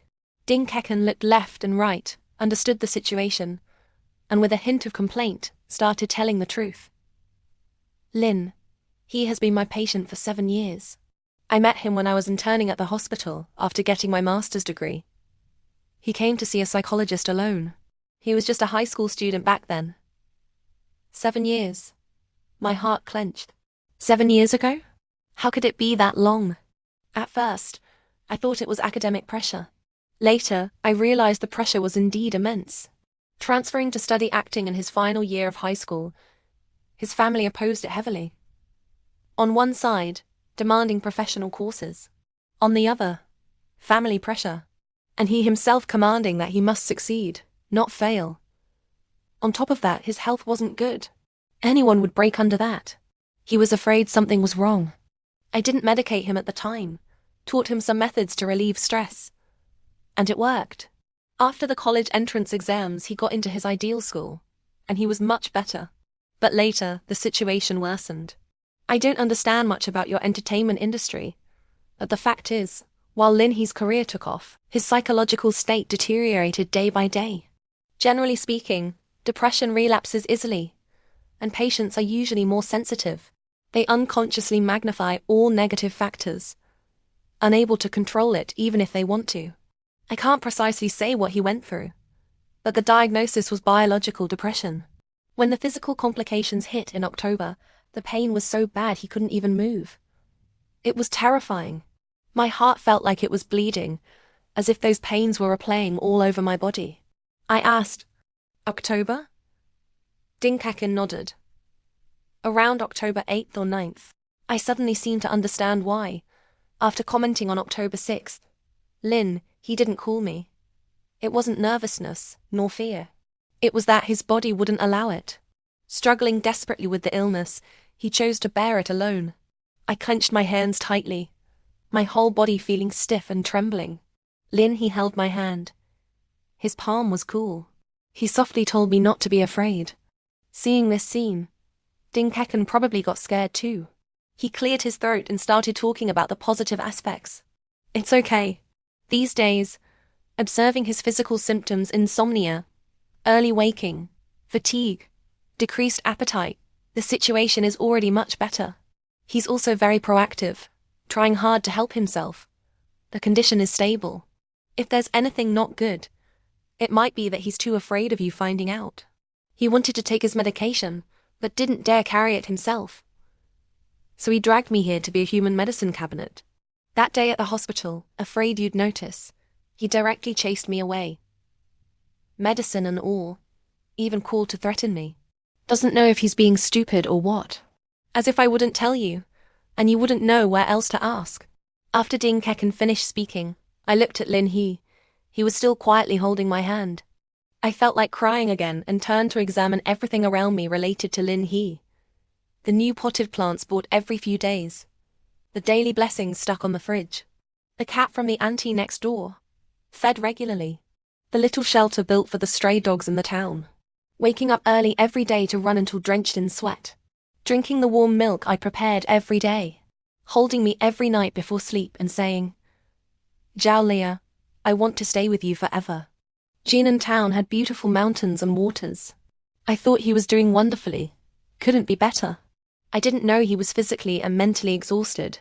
Seeing the world in shades of grey. Enduring such hardship alone, yet still forcing himself to be cheerful and live happily with me. I looked deeply at Lin He. My heart aching terribly. Not knowing how to make it up to him. He also looked up at me. A flicker of love in his indifferent eyes. He said, "My lucky little koi fish, don't be sad." Ding Kekin left. I closed the guest house and started focusing wholeheartedly on taking care of Lin He. I'd never really taken care of anyone since I was a child. Fortunately, my clumsiness could make the corners of his mouth turn up. He said, "Zhao Liar, you're so adorable. Just seeing you makes me feel more than halfway better." I told him he was thinking unreliable thoughts, asking if eating me would cure him completely. He gave a silent laugh. Perhaps? We tumbled together in a hug. This kind of life lasted about half a month. Ding Kekin suggested we should still return to Beijing. If his condition fluctuated, Lin He could receive timely treatment. So, in mid-December, after a trip back home, we returned to Beijing. The first thing was a systematic follow-up examination. The results were very good, indicating that with this trend, he would recover soon. The Fang group was well informed. Lin He explained the reasons, officially took sick leave. Fang Miao Miao said health was the most important thing, and the Fangs only hoped Lin He would return to film after recovering and consider signing with them.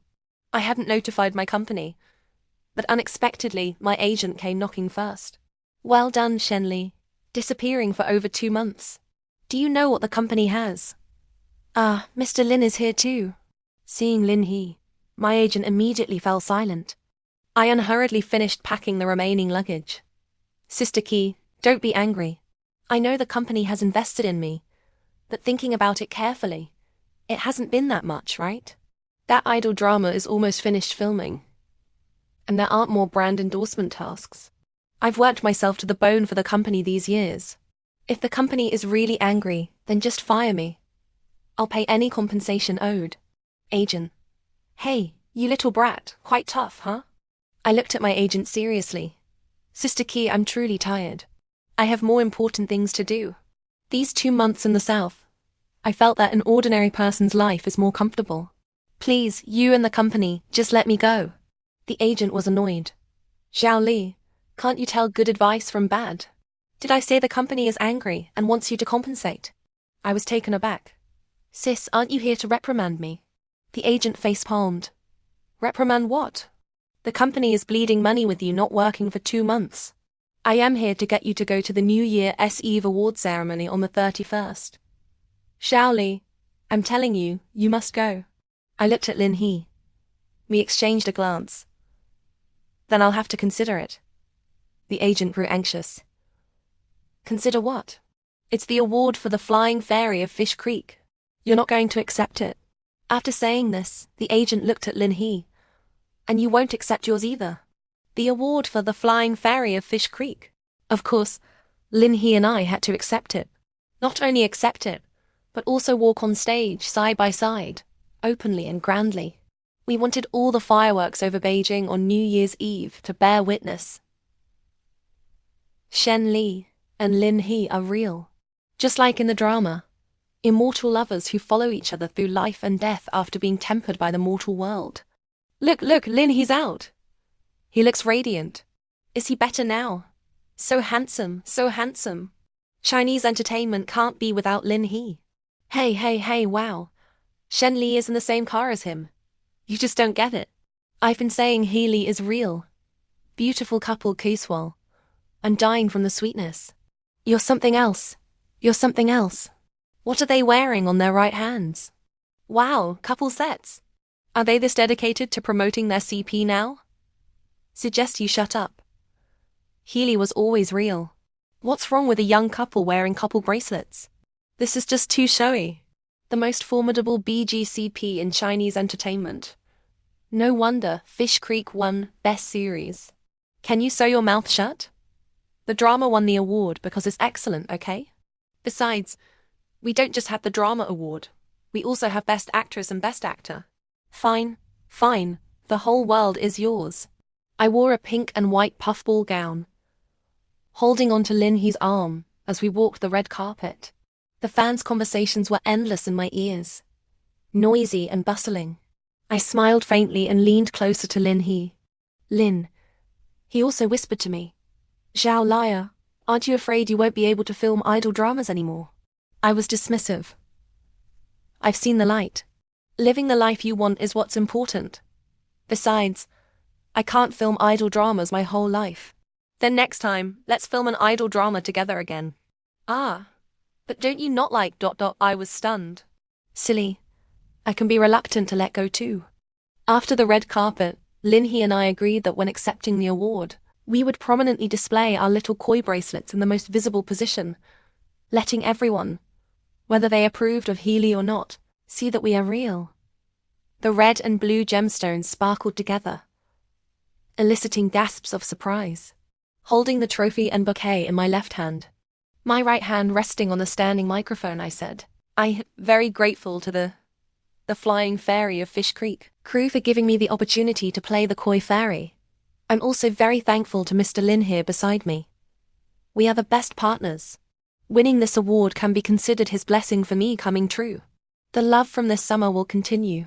Those who love each other are always on the path of loving each other. After saying this, contentedly, I yielded the stage to Lin He. Various cameras turned towards him. Teachers, friends, everyone. I am Lin He. What I'm about to say might be a bit long. I hope you can give me some time. Although we had prepared our acceptance speeches beforehand, I was still very looking forward to hear him speak. Unexpectedly, he then took off the microphone, put down his trophy, and took out a ring from inside his suit jacket. My heart raced, my pupils dilated suddenly. He went down on one knee and said to me, Zhao Liar, many people from the industry are here today. I want to ask them to bear witness. For the 26 years we will have known each other after today. 26 years is truly too long. Long enough for me to learn all your preferences, your temper, your habits. I dare say, the Zhao Liar I've loved for so many years is the best girl in the world, brave in love and hate, generous and resolute, possessing every quality I love. The award-winning The Flying Fairy of Fish Creek was a project I fought hard for. I wanted so badly to meet you in front of the camera. I worked hard to bring my career, and the career you love together, hoping you would discover that I, no longer the boy from childhood who only waited silently by the sandpit, following you. I will take the initiative, seeking a rightful outcome for our 26 years together. Do you know how happy I was that day we left Beijing, speeding down the highway? That happiness was exceptionally precious to me. That kind of happiness only you can give me. Zhao Liar, you are my lucky little koi fish, not because you played the koi fairy, but because every time I felt I couldn't hold on, thinking of you always helped me turn calamity into blessing. So, Zhao Liar, will you marry me? Only you are my destination. The spotlight shone down. The sound of camera shutters rose and fell around us. The venue erupted in excitement. All eyes converged on us. Looking at the ring Lin, he held out to me. I truly never imagined he would choose here, in this place, to without any disguise declare his love for me alone, to propose to me. Looking into his clear, bright, deeply affectionate eyes, my tears welled up and overflowed. I said, Lin He, from now on, I entrust the crybaby, troublemaking and somewhat temperamental Shen Li completely to you. I will be by your side for this lifetime, being your one and only lucky little koi fish. I love you so much. And only you are my destination. After speaking, I extended my hand. His eyes moist. He slipped the ring onto my finger. I threw myself into his embrace like a tiger pouncing, tossed the Best Actress rose bouquet towards the guest seats, and shouted into the microphone, "We're getting married!"